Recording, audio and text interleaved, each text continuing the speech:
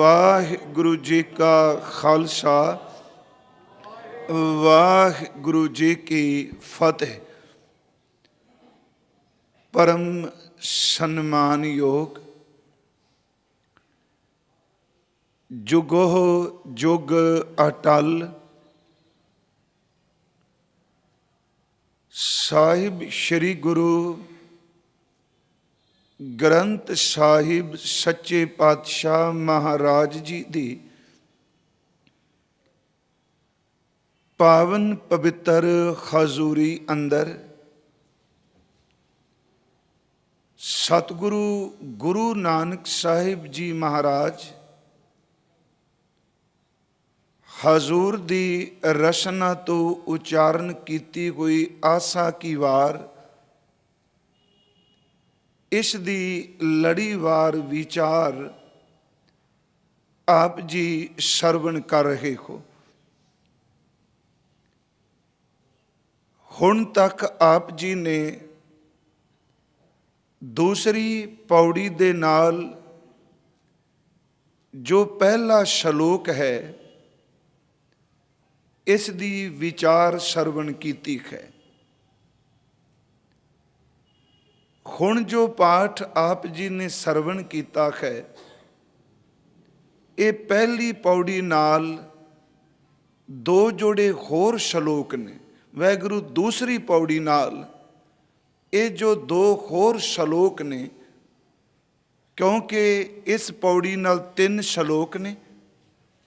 2 ਸ਼ਲੋਕ ਗੁਰੂ ਨਾਨਕ ਸਾਹਿਬ ਮਹਾਰਾਜ ਜੀ ਦੇ ਉਚਾਰਨ ਕੀਤੇ ਨੇ ਤੇ 1 ਸ਼ਲੋਕ ਧੰਨ ਗੁਰੂ ਅੰਗਦ ਦੇਵ ਜੀ ਦਾ ਉਚਾਰਨ ਕੀਤਾ ਹੈ।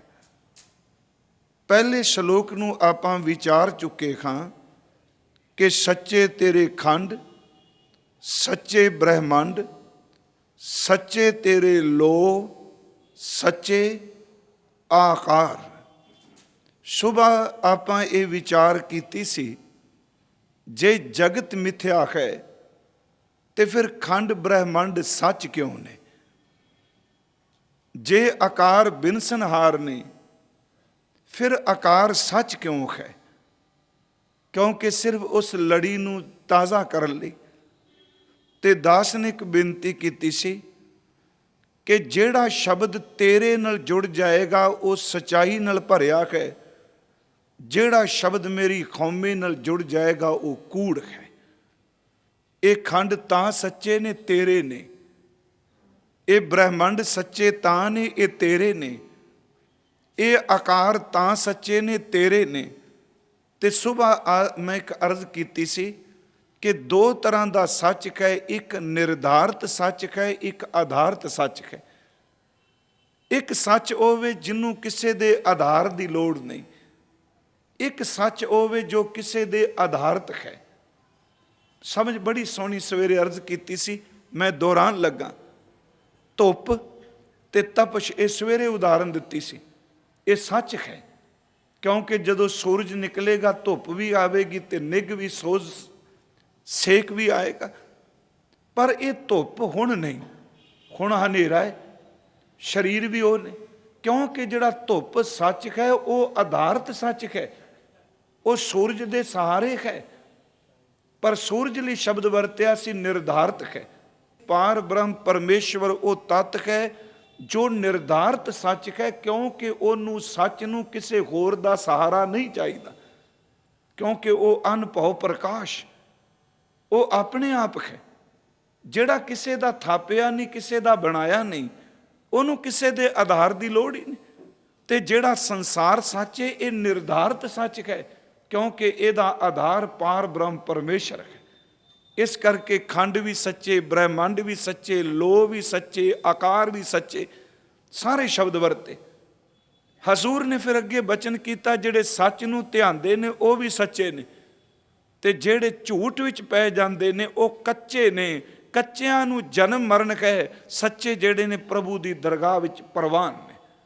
ਇਸ ਤੋਂ ਅਗਲਾ ਸ਼ਲੋਕ ਜੋ ਹੈ ਉਹ ਧੰਨ ਗੁਰੂ ਨਾਨਕ ਸਾਹਿਬ ਜੀ ਦਾ। ਭਾਵਾਂ ਕਿ ਮੈਂ ਵਕਤ ਦੇ ਲਿਹਾਜ਼ ਨਾਲ ਯਤਨ ਕਰ ਰਿਹਾ ਸਾਂ ਕਿ ਇਸ ਆਸਾ ਕੀ ਵਾਰ ਦੇ ਅਖਰੀ ਅਰਥ ਭਾਵ ਅਰਥ ਜ਼ਰੂਰ ਅਰਜ਼ ਕਰ ਸਕਾਂ, ਪਰ ਸੱਚ ਇਹ ਵੇ ਇਸ ਦੀ ਇੱਕ ਇੱਕ ਤੁਕ ਵਿੱਚ ਇੰਨੀ ਕੁ ਗਹਿਰਾਈ ਹੈ, ਜਿੰਨਾ ਇਹਦੇ ਵਿੱਚ ਡੁੱਬੋਗੇ ਉਹਨਾਂ ਤੁਹਾਨੂੰ ਸਾਨੂੰ ਅੰਦਰ ਦਾ ਗਿਆਨ ਹੋਰ ਮਿਲੇਗਾ। ਹੁਣ ਸਤਿਗੁਰੂ ਕਹਿੰਦੇ ਨੇ ਪਰਮੇਸ਼ਵਰ ਦੀਆਂ ਵਡਿਆਈਆਂ ਬਹੁਤ ਨੇ, ਉਸ ਦੀ ਵਡਿਆਈ ਨੂੰ ਕੋਈ ਬਿਆਨ ਨਹੀਂ ਕਰ ਸਕਦਾ। ਤੇ ਸਤਿਗੁਰੂ ਨੇ ਅੰਮ੍ਰਿਤ ਬਾਣੀ 'ਚ ਬਚਨ ਵੀ ਕੀਤੇ।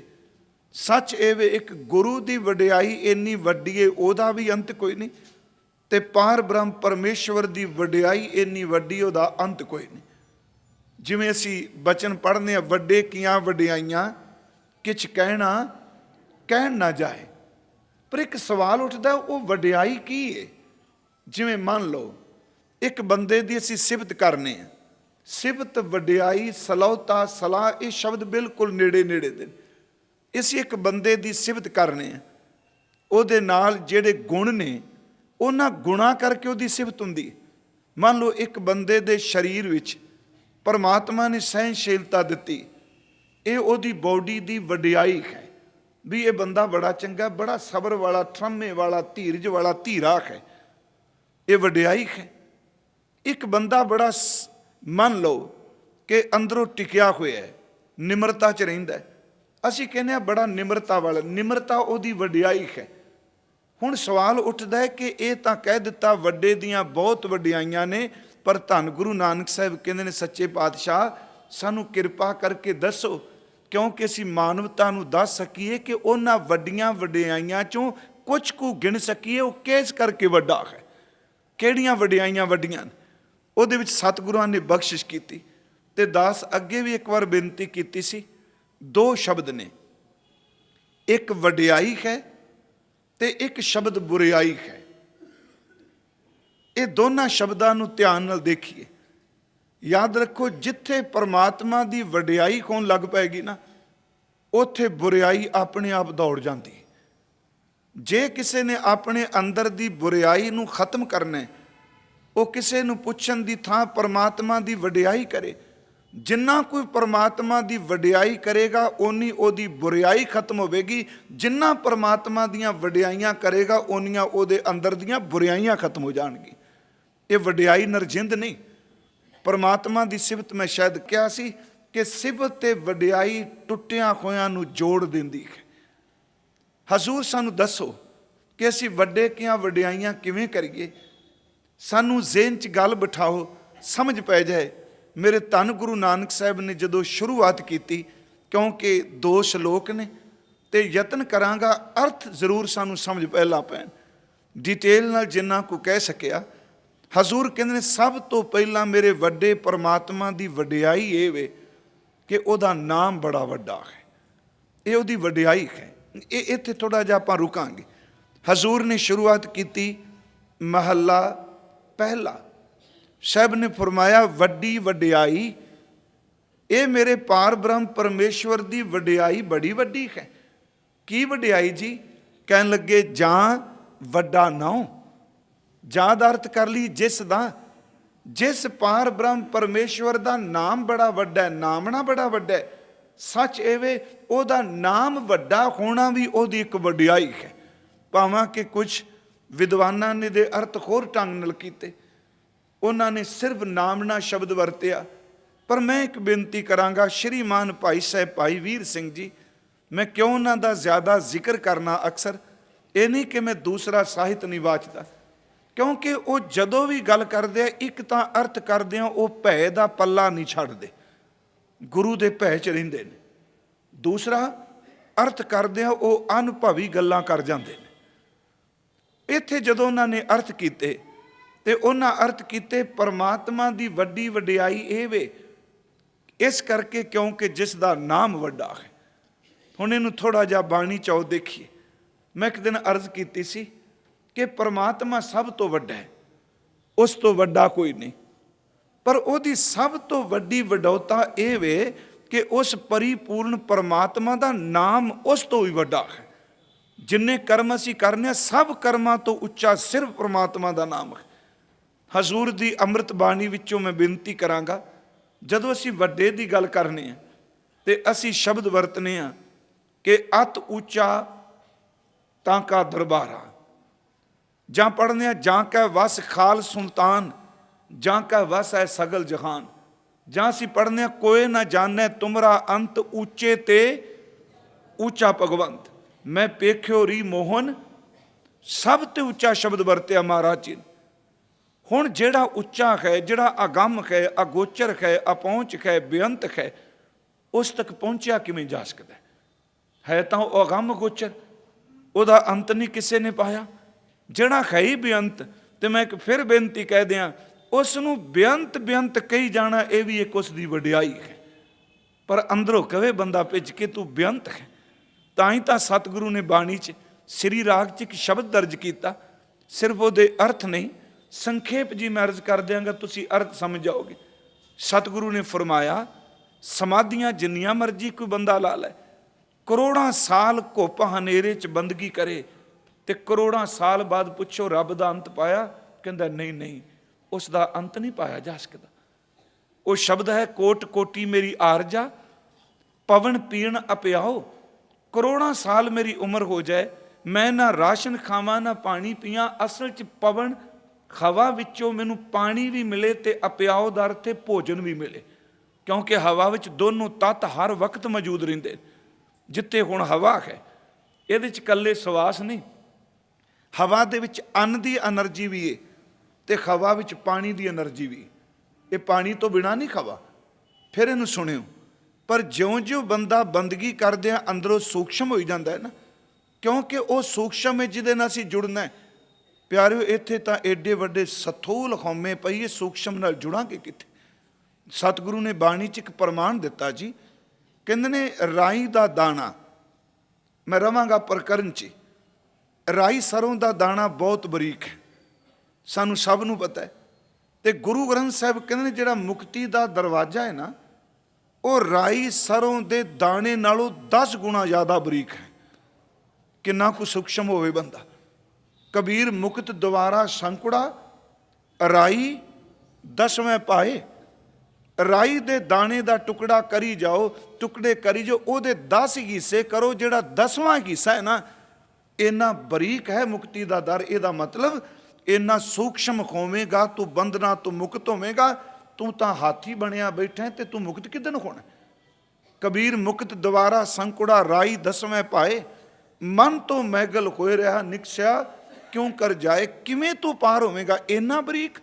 ਮੈਂ ਇੱਥੇ ਸ਼ਬਦ ਇਹ ਵੀ ਨਹੀਂ ਵਰਤ ਸਕਦਾ ਕਿ ਸੂਈ ਦੇ ਨੱਕਾ ਸ਼ਬਦ ਵਰਤ ਲਈ, ਸੂਈ ਦੀ ਜਿਹੜੀ ਪਿਛਲਾ ਹਿੱਸਾ ਹੈ ਜਿੰਨੀ ਉਹ ਸੁਰਾਖ ਹੈ, ਨਹੀਂ ਨਹੀਂ, ਉਸ ਤੋਂ ਵੀ 10 ਗੁਣਾ ਬਰੀਕ। ਹਾਥੀ ਉਹਦੇ ਵਿੱਚੋਂ ਨਿਕਲ ਜਾਏਗਾ। ਪਿਆਰਿਓ, ਮੈਂ ਬੇਨਤੀ ਕਰਾਂਗਾ, ਅਸੀਂ ਸਥੂਲਤਾ 'ਚ ਜੁੜੇ ਹਾਂ, ਸਾਡਾ ਮਨ ਸਥੂਲ ਹੈ। ਜਿੰਨੀ ਦੇਰ ਤੱਕ ਸਥੂਲਤਾ 'ਚ ਰਹਾਂਗੇ, ਗੱਲ ਮੇਰੀ ਸੁਣਿਓ ਧਿਆਨ ਨਾਲ, ਓਨੀ ਦੇਰ ਤੱਕ ਸਾਡੇ ਅੰਦਰ ਸਥੂਲ ਹਉਮੈ, ਸਥੂਲ ਗੱਲਾਂ।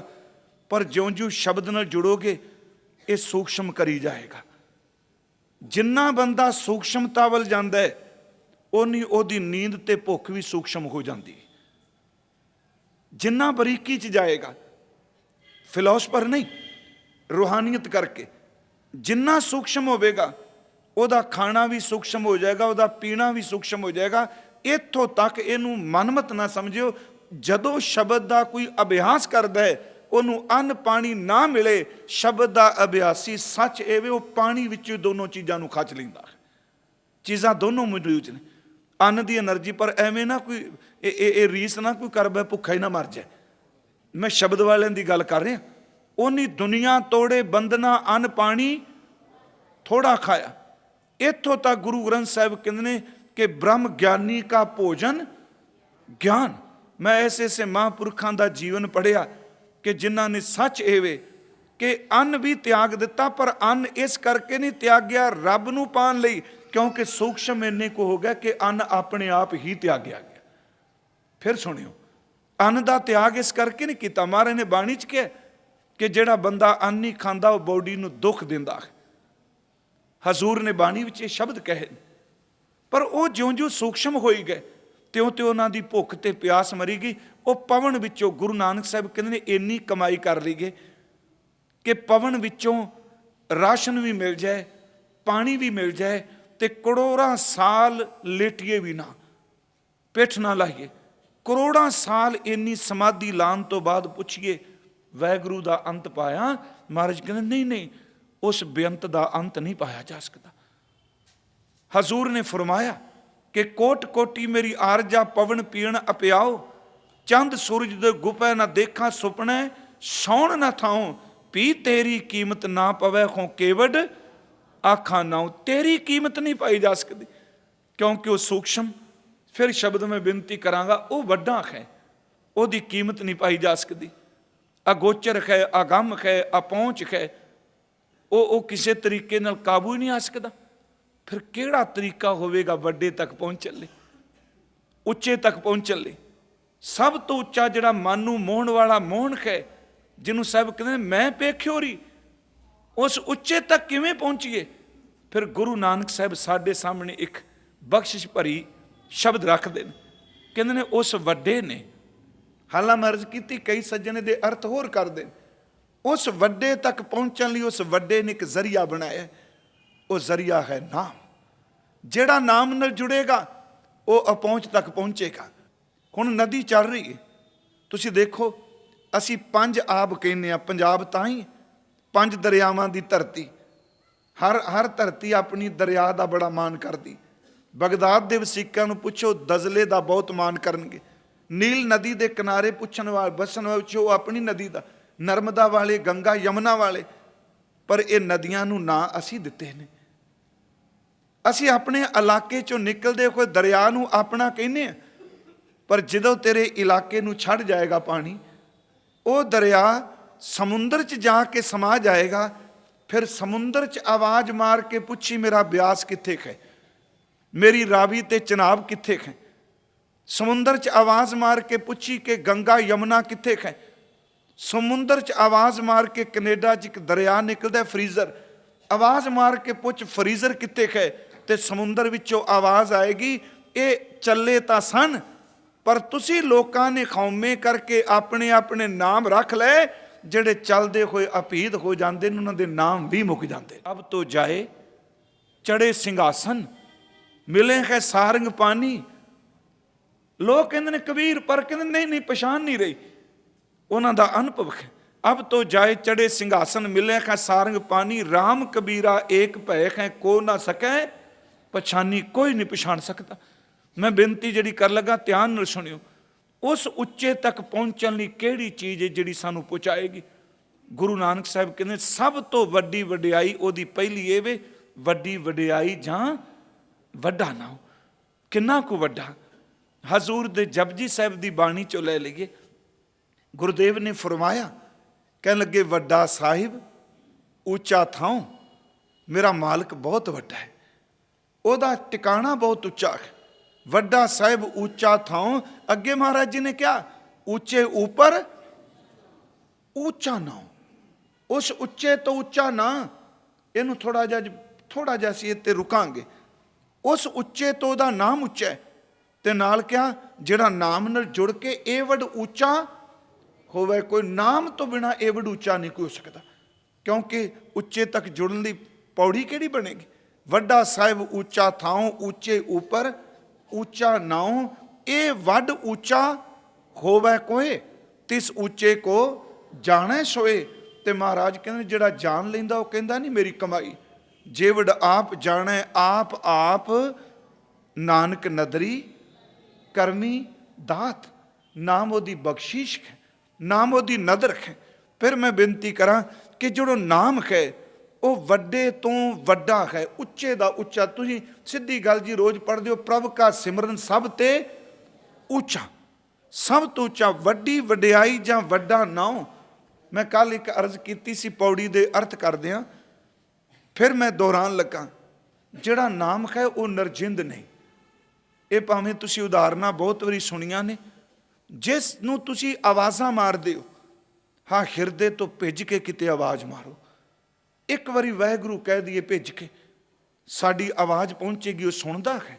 ਅੱਗੇ ਮਹਾਰਾਜ ਅੱਜ ਕਹਿਣਗੇ ਉਹ ਬੋਲ ਸੁਣਦਾ ਪਿਆ ਸਾਡੇ, ਉਹ ਭਾਵਨਾ ਸਾਡੀ ਸੁਣ ਰਿਹਾ। ਹੁਣ ਜਦੋਂ ਕਿਸੇ ਚੀਜ਼ ਦਾ ਨਾਮ ਰੱਖਦੇ ਹੋ, ਤੇ ਨਾਮ ਤੋਂ ਬਿਨਾਂ ਜੇ ਕੋਈ ਕਹੇ ਮੈਨੂੰ ਧਾਮ ਮਿਲ ਜਾਏਗਾ, ਨਾਮ ਤੋਂ ਬਿਨਾਂ ਧਾਮ ਨਹੀਂ ਲੱਭਣੀ। ਧਾਮ ਦਾ ਅਰਥ ਹੈ ਘਰ, ਤੇ ਨਾਮ ਦਾ ਦਾਤਾ ਸਤਿਗੁਰੂ ਹੈ। ਸਤਿਗੁਰੂ ਤੋਂ ਬਿਨਾਂ ਨਾਮ ਦੀ ਪ੍ਰਾਪਤੀ ਨਹੀਂ। ਗੁਰੂ ਨਾਨਕ ਸਾਹਿਬ ਨਾਮ ਦਾ ਖਜ਼ਾਨਾ ਲੈ ਕੇ ਆਏ। ਬੇਨਤੀ ਹੈ ਕਿ ਉਹ ਪਰਮਾਤਮਾ ਜਿਹੜਾ ਸੱਦ ਸੁਣਦਾ ਹੈ, ਸੱਦ ਵੇਖਦਾ ਹੈ। ਆਓ ਥੋੜ੍ਹਾ ਜਿਹਾ ਅਸੀਂ ਉਦਾਹਰਨ ਲਈਏ, ਨਾਮ ਕੀ ਚੀਜ਼ ਹੈ। ਉਂਝ ਤਾਂ ਨਾਮ ਨੂੰ ਕਿਸੇ ਨੇ ਕਥਨ ਨਹੀਂ ਕਰਨਾ। ਕੌਣ ਜੰਮਿਆ ਨਾਮ ਨੂੰ ਕਥਨ ਕਰ ਸਕੇਗਾ? ਕੀ ਉਸ ਨਾਮ ਨੂੰ ਪੂਰਾ ਮੁਕੰਮਲ ਕੋਈ ਬਿਆਨ ਕਰ ਸਕਦਾ? ਹੁਣ ਅਸੀਂ ਕਹਾਂਗੇ ਜੀ ਅਸੀਂ ਵਾਹਿਗੁਰੂ ਕਹਿੰਦੇ ਹਾਂ, ਰੋਜ਼ ਕਥਨ ਕਰਨੇ ਆ। ਨਹੀਂ ਪਿਆਰਿਓ, ਇਹ ਕਹਿੰਦੇ ਆ ਸਾਡੀ ਸੁਰਤ ਉਹਦੇ ਨਾਲ ਜੁੜ ਜਾਏ, ਪਰ ਨਾਮ ਨੂੰ ਕੋਈ ਨਹੀਂ ਜੇ ਬਿਆਨ ਸਕਦਾ। ਬਾਬਾ ਜੀ ਗੁਰੂ ਗੋਬਿੰਦ ਸਿੰਘ ਕਹਿੰਦੇ ਨੇ, ਤਬ ਸਰਬ ਨਾਮ ਕਥੈ ਕਵਨ ਕਰਮ ਨਾਮ ਬਰਨਤ ਸੁਮਤ। ਤੇਰੇ ਮੁਕੰਮਲ ਨਾਮ ਨੂੰ ਕੋਈ ਨਹੀਂ ਕਹਿ ਸਕਦਾ। ਮੈਂ ਉਦਾਹਰਨ ਦੇਣਾ ਹੁੰਨਾ, ਨਾਮ ਲਵੋ ਤੇ ਹਰਕਤ ਪੈਦਾ ਹੁੰਦੀ। ਨਾਮ ਲਵੋ ਤਾਂ ਹਰਕਤ ਬਣਦੀ। ਮੰਨ ਲਓ ਇੱਕ ਬੱਚਾ ਹੀ ਹੈ, ਜੰਮਦੇ ਬੱਚੇ ਦਾ ਅਸੀਂ ਨਾਮ ਰੱਖ ਦਿੱਤਾ। ਉਸ ਨੂੰ ਇਹ ਪਤਾ ਨਹੀਂ ਕਿ ਇਹ ਜਿਸ ਘਰ 'ਚ ਮੈਂ ਜੰਮਿਆ ਇਹਦਾ ਧਰਮ ਕੀ ਹੈ, ਪਰ ਅਸੀਂ ਨਾਮ ਰੱਖ ਦਿੱਤਾ। 15 ਦਿਨ ਦਾ ਬੱਚਾ, ਉਸ ਦੇ ਨਾਮ ਨੂੰ ਲੈ ਕੇ ਅਸੀਂ ਆਵਾਜ਼ਾਂ ਮਾਰਨ ਲੱਗ ਪਏ। ਇੱਕੋ ਸਾਊਂਡ ਨਾਲ ਸਾਰੇ ਪੁਕਾਰ ਨੇ। ਉਹਨੂੰ ਇਹ ਵੀ ਨਹੀਂ ਪਤਾ ਜਿਹੜਾ ਨਾਮ ਰੱਖਿਆ ਹੈ ਪੰਜਾਬੀ ਦਾ ਹੈ, ਅੰਗਰੇਜ਼ੀ ਦਾ ਹੈ, ਫਾਰਸੀ ਦਾ ਹੈ, ਅਰਬੀ ਦਾ ਹੈ, ਇਹ ਸਪੈਨਿਸ਼ ਹੈ, ਫਰੈਂਚ ਹੈ, ਕੁਝ ਨਹੀਂ ਪਤਾ। ਉਹਨੂੰ ਸਾਊਂਡ ਦਾ ਪਤਾ ਹੈ। ਅੱਖਰਾਂ 'ਚੋਂ ਨਿਕਲਦੇ ਕੋਈ ਨਾਦ ਦੀ ਸਮਝ ਉਹਨੂੰ। ਜਦੋਂ ਤੁਸੀਂ ਉਸ ਬੱਚੇ ਨੂੰ ਆਵਾਜ਼ ਮਾਰੋਗੇ, 1.5 ਮਹੀਨੇ ਦਾ ਹੋ ਜਾਏ, 2 ਦਾ, ਬੋਲਣਾ ਵੀ ਨਹੀਂ, ਚੱਲ ਵੀ ਨਹੀਂ ਸਕਦਾ, ਉਹਦਾ ਨਾਮ ਲੈ ਕੇ ਆਵਾਜ਼ ਮਾਰੋਗੇ ਤੇ ਕਈ ਵਾਰੀ ਮਾਂ ਦਾ ਦੁੱਧ ਚੁੰਘਦਾ ਵੀ ਛੱਡ ਕੇ ਜਿੱਧਰੋਂ ਆਵਾਜ਼ ਆਉਂਦੀ ਉਧਰ ਦੇਖਣ ਲੱਗ ਪੈਂਦਾ। ਕਿਉਂ? ਕਿਉਂਕਿ ਉਸ ਨੂੰ ਪਤਾ ਲੱਗ ਗਿਆ ਇਹ ਅੱਖਰ, ਇਹ ਸਾਊਂਡ ਮੇਰੀ ਬੋਡੀ ਨਾਲ ਜੁੜੇ ਨੇ। ਆਰਾਮ ਕੀ ਹੰਸ ਹੈ ਨਾ, ਬੰਦਾ ਬੋਲ ਨਹੀਂ ਸਕਦਾ। ਜੇ ਇੱਕ ਬੱਚੇ ਦਾ ਨਾਮ ਲੈ ਕੇ ਆਵਾਜ਼ ਮਾਰੋ ਤੇ ਬੱਚਾ ਉਸ ਆਵਾਜ਼ ਵੱਲ ਤਵੱਜੋ ਦੇਣ ਲੱਗ ਪੈਂਦਾ, ਉਸ ਆਵਾਜ਼ ਵੱਲ ਦੇਖਣ ਲੱਗ ਪੈਂਦਾ। ਤੇ ਜਦੋਂ ਰਿੜਨਾ ਸ਼ੁਰੂ ਕਰੇ, ਉਹਦਾ ਨਾਮ ਲੈ ਕੇ ਆਵਾਜ਼ ਮਾਰੋ, ਉਹ ਗੋਡਿਆਂ ਪਰਨੇ ਰਿੜ ਕੇ ਵੀ ਆਵਾਜ਼ ਮਾਰਨ ਵਾਲੇ ਕੋਲ ਪਹੁੰਚ ਜਾਂਦਾ ਹੈ। ਤੇ ਪਿਆਰਿਓ, ਜਿਹੜਾ ਸਰਬ ਕਲਾ ਸਮਰੱਥ ਹੈ, ਜਦੋਂ ਉਹਦਾ ਨਾਮ ਕੋਈ ਭਿੱਜ ਕੇ ਆਵਾਜ਼ ਮਾਰਦਾ ਤੇ ਰੱਬ ਉਹਦੇ ਕੰਮਾਂ ਵਿੱਚ ਵੀ ਪਹੁੰਚ ਜਾਂਦਾ। ਉਹ ਨਾਮ ਕੱਲਾ ਇੱਥੇ ਹੀ ਨਹੀਂ। ਗੁਰੂ ਸਾਹਿਬ ਨੇ ਇੱਕ ਬਚਨ ਕਿਹਾ, ਸ਼ਬਦ ਤੁਹਾਨੂੰ ਚੇਤੇ ਹੈ, ਆਪਣੇ ਸੇਵਕ ਕੀ ਆਪੇ ਰੱਖ ਹੈ, ਆਪੇ ਨਾਮ ਜਪਾਵੇ। ਇਹ ਬਸ ਰੱਖਦਾ ਵੀ ਆਪ ਹੈ, ਜਪਾਉਂਦਾ ਵੀ ਆਪ ਹੈ। ਆਪਣੇ ਸੇਵਕ ਕੀ ਆਪੇ ਰੱਖ ਹੈ, ਆਪੇ ਨਾਮ ਜਪਾਵੇ। ਜੈ ਜੈ ਕਾਜ ਕਿਰਤ ਸੇਵਕ ਕੀ ਤਹਾਂ ਤਾਂ ਉਠਤਾ ਵੈ। ਉਹ ਸੇਵਕ ਦੀ ਕਿਰਤ ਕਾਰ ਵਿੱਚ ਆਪ ਪਹੁੰਚਦਾ। ਉੱਥੇ ਜਿੱਥੇ ਉਹ ਆਵਾਜ਼ ਮਾਰਦਾ, ਉੱਥੇ ਆਪ ਉਹ ਪਹੁੰਚਦਾ। ਫਿਰ ਮੈਂ ਬੇਨਤੀ ਕਰ ਦਿਆਂਗਾ, ਗੁਰਮੁਖੋ ਅੱਗੇ ਮਰਜ਼ ਕਰਨੀ, ਨਾਮ ਕਿਵੇਂ ਵੱਡਾ ਹੈ। ਨਾਮ ਤੋਂ ਬਿਨਾਂ ਘਰ ਨਹੀਂ ਲੱਭਦੇ।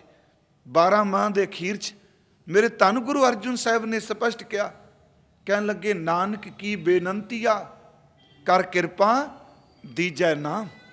ਮੇਰੇ ਤੇ ਤਰਸ ਕਰ, ਮੈਨੂੰ ਆਪਣੇ ਨਾਮ ਦੀ ਦਾਤ ਦੇ। ਹਰ ਮੇਲੋ ਸੁਆਮੀ ਸੰਗ ਪ੍ਰਭ ਜਿਸ ਕਾ ਨਿਸ਼ਚਲ ਧਾਮ। ਨਿਸ਼ਚਲ ਧਾਮ ਮਿਲਦਾ ਹੀ ਉਹਨਾਂ ਨੂੰ ਜਿਨ੍ਹਾਂ ਕੋਲ ਨਿਸ਼ਚਲ ਦਾ ਨਾਮ ਹੈ। ਹੁਣ ਜਿੰਨੇ ਅਸੀਂ ਧਰਮ ਦੇ ਕਰਮ ਕਰਨੇ ਆ, ਸਭ ਤੋਂ ਉੱਚਾ ਨਾਮ ਹੈ। ਇਹਦੋਂ ਉੱਚਾ ਕੁਝ ਨਹੀਂ ਜੇ। ਗੁਰੂ ਗ੍ਰੰਥ ਸਾਹਿਬ ਦਾ ਪਾਠ ਕਰਦੇ ਹਾਂ, ਹਜ਼ੂਰ ਦਾ ਸ਼ਲੋਕ, ਬਹੁ ਸ਼ਾਸਤਰ ਬਹੁ ਸਿਮਰਤੀ। ਬਹੁ ਦਾ ਅਰਥ ਹਾਲਾਂਕਿ ਸਿਮਰਤੀਆਂ ਤੇ ਸ਼ਾਸਤਰਾਂ ਦੀ ਗਿਣਤੀ ਹੈ। ਇੱਥੇ ਹਜ਼ੂਰ ਨੇ ਸ਼ਬਦ ਵਰਤਿਆ ਬਹੁ। ਇਹਦਾ ਮਤਲਬ ਜਿੰਨੇ ਧਰਮ ਗ੍ਰੰਥ ਤੁਸੀਂ ਪੜ੍ਹ ਸਕਦੇ ਹੋ ਪੜ੍ਹ ਲਓ, ਜਿੰਨੀਆਂ ਸਿਮਰਤੀਆਂ ਪੜ੍ਹ ਸਕਦੇ ਹੋ ਪੜ੍ਹ ਲਓ। ਮਹਾਰਾਜ ਕਹਿੰਦੇ ਸਭ ਨੂੰ ਪੜਚੋਲਿਆ, ਸਭ ਨੂੰ ਪੇਖਿਆ, ਇੱਕ ਗੱਲ ਤੇ ਪਹੁੰਚਿਆ ਵਾਂ ਕਿ ਸਾਰੇ ਗ੍ਰੰਥ ਕੂਕ ਕੇ ਕਹਿੰਦੇ ਨੇ ਰੱਬ ਦੇ ਨਾਮ ਤੋਂ ਉੱਚਾ ਕੁਛ ਵੀ ਨਹੀਂ। ਬਹੁ ਸ਼ਾਸਤਰ ਬਹੁ ਸਿਮਰਤੀ, ਪੇਖੇ ਸਰਬ ਟੰਡੋਲ, ਪੂਜ ਸੁਨਾਈ ਹਰ ਹਰੇ ਨਾਨਕ ਨਾਮ ਅਮੋਲ। ਜਾਪ ਤਾਪ ਗਿਆਨ ਸਭ ਧਿਆਨ, ਖੜ ਸ਼ਾਸਤਰ ਸਿਮਰਤ ਵਖਿਆਨ। ਜੋਗ ਅਭਿਆਸ ਧਰਮ ਕਰਮ ਧਰਮ ਕਿਰਿਆ, ਸਗਲ ਤਿਆਗ ਬਨ ਮਿਧ ਹੈ ਫਿਰਿਆ। ਹੁਣ ਇਹਦੇ ਅਖੀਰ ਵਿੱਚ ਕਹਿੰਦੇ ਨੇ, ਨਹੀਂ ਤੁਲ ਰਾਮ ਨਾਮ ਵਿਚਾਰ, ਨਾਨਕ ਗੁਰਮੁਖ ਨਾਮ ਜਪੀਐ ਇੱਕ ਬਾਰ। ਨਾਮ ਦੇ ਬਰਾਬਰ ਕੋਈ ਨਹੀਂ, ਨਾਮ ਤੋਂ ਵੱਡਾ ਕੋਈ ਨਹੀਂ। ਹੁਣ ਇੱਕ ਸਵਾਲ ਉੱਠਿਆ ਸੀ ਗੁਰੂ ਨਾਨਕ ਸਾਹਿਬ ਜੀ ਦੇ ਵੇਲੇ ਕਿ ਸੱਚੇ ਪਾਤਸ਼ਾਹ, ਅਸੀਂ ਕਰਮ ਕਾਂਡ ਨਹੀਂ ਕਰਦੇ ਅਨਮਤ ਵਾਲੇ, ਅਸੀਂ ਤੀਰਥਾਂ ਦਾ ਰਟਨ ਨਹੀਂ ਕਰਦੇ, ਅਸੀਂ ਧੂਣੀਆਂ ਨਹੀਂ ਰਮਾਂਦੇ, ਅਸੀਂ ਆਪਣੇ ਸਰੀਰ ਨੂੰ ਜਾਤਨਾਵਾਂ ਦੁੱਖ ਨਹੀਂ ਦਿੰਦੇ, ਪਰ ਜਿਹੜੇ ਲੋਕ ਇਹ ਕਰਮ ਕਾਂਡ ਕਰਦੇ ਨੇ, ਕੋਈ ਪੁੱਠਾ ਲਟਕਿਆ, ਕੋਈ ਜਲ ਧਾਰਾ ਕਰ ਰਿਹਾ, ਕੋਈ ਨਿਵਲੀ ਕਰਮ ਕਰ ਰਿਹਾ, ਉਹ ਸਾਡਾ ਮਜ਼ਾਕ ਉਡਾ ਕੇ ਕਹਿੰਦੇ ਨੇ ਤੁਸੀਂ ਮੁਕਤ ਨਹੀਂ ਹੋਣਾ, ਤੁਸੀਂ ਪ੍ਰਭੂ ਦੇ ਦਰ ਤੇ ਕਿਵੇਂ ਸਵੀਕਾਰ ਹੋਵੋਗੇ। ਤੇ ਅਸੀਂ ਉਹਨਾਂ ਨੂੰ ਕਹਿੰਦੇ ਹਾਂ ਕਿ ਸਾਡੇ ਗੁਰੂ ਨੇ ਸਾਨੂੰ ਨਾਮ ਦਿੱਤਾ ਹੈ, ਇਹ ਸਿੱਖਾਂ ਦੀ ਭਗਤ ਮਾਲ ਵਿੱਚ ਹੈ। ਥੋੜਾ ਜਿਹਾ ਸਮਝਣ ਲਈ ਇੱਕ ਵਾਰੀ ਮੈਂ ਇਹਦੀ ਅਰਜ਼ ਕੀਤੀ ਹੈ, ਨਾਮ ਕਿਵੇਂ ਬਟਿਆ। ਅਸੀਂ ਕਹਿੰਦੇ ਸਾਡੇ ਗੁਰੂ ਨੇ ਸਾਨੂੰ ਨਾਮ ਦਿੱਤਾ ਹੈ, ਸ਼ਬਦ ਬਖਸ਼ਿਸ਼ ਕੀਤਾ ਹੈ। ਹੁਣ ਉਹ ਅੱਗੋਂ ਸਵਾਲ ਕਰਦੇ ਨੇ ਕਿ ਤੁਸੀਂ ਨਾਮ ਜਪਦੇ ਹੋ ਅੰਮ੍ਰਿਤ ਵੇਲੇ, ਪਰ ਸੰਸਾਰ ਵਿੱਚ ਜਿੰਨੀ ਜ਼ਿਆਦਾ ਕੋਈ ਮਿਹਨਤ ਕਰੇਗਾ ਓਨਾ ਫਲ ਮਿਲੇਗਾ। ਤੁਸੀਂ ਪੁੱਠੇ ਨਹੀਂ ਲਟਕਦੇ, ਤੁਸੀਂ ਧੂਣੀਆਂ ਨਹੀਂ ਤਪਾਉਂਦੇ, ਤੁਸੀਂ ਵਰਤ ਨਹੀਂ ਰੱਖਦੇ, ਤੁਸੀਂ ਆਹ ਕੁਛ ਨਹੀਂ ਕਰਦੇ, ਜਿਹੜੇ ਸਰੀਰ ਦੀਆਂ ਜਾਤਨਾਵਾਂ ਨੇ ਕਰਮ ਨਹੀਂ ਕਰਦੇ। ਜਦੋਂ ਤੁਹਾਡੀ ਸਰੀਰ ਨੇ, ਤੁਹਾਡੀ ਕਾਇਆ ਨੇ ਜ਼ਿਆਦਾ ਕਰਮ ਹੀ ਨਹੀਂ ਕੀਤਾ, ਮਿਹਨਤ ਨਹੀਂ ਕੀਤਾ, ਸਵੇਰੇ ਉੱਠੇ ਨਾਮ ਜਪ ਲਿਆ, ਓਨੀ ਮਿਹਨਤ ਤੇ ਨਹੀਂ ਜਿੰਨੀ ਮਿਹਨਤ ਇੱਕ ਪੁੱਠਾ ਲਟਕਣ ਵਾਲੇ ਦੀ, ਜਿੰਨੀ ਮਿਹਨਤ ਇੱਕ ਤਪ ਕਰਨ ਵਾਲੇ ਦੀ, ਜਿੰਨੀ ਮਿਹਨਤ ਬਰਫ਼ ਦੇ ਵਿੱਚ ਬਹਿਣ ਵਾਲੇ ਦੀ। ਤੁਸੀਂ ਬੁੱਕਲ ਮਾਰੀ, ਅੰਗੀਠੀ ਲੱਗੀ, ਕੋਲ ਬੈਠੇ ਨਾਮ ਜਪਦੇ ਪਏ ਹੋ, ਮਿਹਨਤ ਤੁਹਾਡੀ ਘੱਟ ਹੈ ਤੇ ਉਹਦੀ ਮਿਹਨਤ ਜ਼ਿਆਦਾ ਹੈ ਸਰੀਰਕ ਤੌਰ ਤੇ, ਕਿ ਜਿਹੜਾ ਬਾਹਰ ਦੇ ਤਪ ਕਰਦਾ। ਸਤਿਗੁਰੂ ਕਹਿੰਦੇ ਨੇ ਫਿਰ ਕਹਿੰਦੇ ਅਸੀਂ ਉੱਤਰ ਨਹੀਂ ਕੋਈ ਦੇ ਸਕੇ। ਉੱਥੇ ਸਤਿਗੁਰੂ ਦੇ ਬਚਨਾਂ ਵੱਲ ਤਵੱਜੋ ਦਿਓ ਜੇ, ਨਾਮ ਕਿਵੇਂ ਉੱਚਾ ਹੈ ਬਾਕੀ ਸਭ ਕਰਮਾਂ ਤੋਂ। ਹਜ਼ੂਰ ਕਹਿੰਦੇ ਨੇ ਜ਼ਰੂਰੀ ਨਹੀਂ ਕਿ ਜਿਹੜਾ ਸਰੀਰਕ ਤੌਰ ਤੇ ਮਿਹਨਤ ਜ਼ਿਆਦਾ ਕਰੇ ਤੇ ਉਹਨੂੰ ਫਲ ਵੀ ਜ਼ਿਆਦਾ ਮਿਲੇ। ਮਹਾਰਾਜ ਫਿਰ ਕਹਿਣ ਲੱਗੇ ਕਈ ਐਸੇ ਨੇ ਜਿਹੜੇ ਸਰੀਰਕ ਤੌਰ ਤੇ ਮਿਹਨਤ ਬੜੀ ਕਰਦੇ ਨੇ, ਪਰ ਫਲ ਉਹਨਾਂ ਨਹੀਂ ਮਿਲਦਾ ਜਿੰਨਾ ਫਲ ਘੱਟ ਮਿਹਨਤ ਕਰਨ ਵਾਲੇ ਨੂੰ ਮਿਲ ਜਾਂਦਾ। ਕਹਿੰਦੇ ਨੇ ਮਹਾਰਾਜ ਸਾਨੂੰ ਸਮਝਾਓ, ਆਓ ਦੇਖੋ ਨਾਮ ਕੀ ਜੇ। ਹਜ਼ੂਰ ਕਹਿੰਦੇ ਨੇ ਇੱਕ ਲੱਕੜਾਂ ਵੱਢਣ ਵਾਲਾ ਸਾਰਾ ਦਿਨ ਜੰਗਲ 'ਚ ਲੱਕੜਾਂ ਕੱਟਦਾ, ਲੱਕੜਾਂ ਵੱਢਦਾ ਦੀ ਬੜੀ ਮਿਹਨਤ ਹੈ, ਲੱਕੜਾਂ ਵੱਢ ਰਿਹਾ, ਥੱਕਿਆ ਪਿਆ, ਪੰਡ ਸਿਰ ਤੇ ਚੁੱਕ ਕੇ ਲਿਆਉਂਦਾ ਲੱਕੜਾਂ ਦੀ, ਬਾਜ਼ਾਰ 'ਚ ਵੇਚਦਾ। ਪਰ ਤੁਸੀਂ ਦੱਸੋ ਜਿੰਨੀਆਂ ਉਹਨੇ ਲੱਕੜਾਂ ਵੇਚੀਆਂ ਓਨਾ ਭਾਰ ਭਰ ਤੋਲ ਕੇ ਉਹਨੂੰ ਪੈਸੇ ਮਿਲੇ ਨੇ? ਕਹਿਣ ਲੱਗੇ ਨਹੀਂ ਮਹਾਰਾਜ ਮਿਹਨਤ ਬੜੀ, ਲੱਕੜਾਂ ਦੀ ਗੱਠ ਲਿਆਇਆ, ਪੈਸੇ ਤਾਂ ਟਕੇ ਕੁਝ ਮਿਲੇ, ਜੇਬ 'ਚ ਪਾ ਕੇ ਲੈ ਗਿਆ। ਹਜ਼ੂਰ ਕਹਿੰਦੇ ਨੇ ਮਿਹਨਤ ਲੱਕੜਾਂ ਵੱਢਣ ਵਾਲੀ ਦੀ ਬੜੀ, ਪਰ ਮੁਨਾਫਾ ਉਹਨਾਂ ਨਹੀਂ। ਇਸ ਤੋਂ ਅਗਲੀ ਗੱਲ ਕੀਤੀ, ਕਹਿਣ ਲੱਗੇ ਕਿਸਾਨ 6 ਮਹੀਨੇ ਖੇਤਾਂ 'ਚ ਕੰਮ ਕਰਦਾ, ਉਹਦੀ ਮਿਹਨਤ ਬੜੀ ਹੈ, ਤੇ ਆੜਤੀ ਨਾਲੋਂ ਮਿਹਨਤ ਜ਼ਿਆਦੀ ਦੇ ਉਹਦੀ।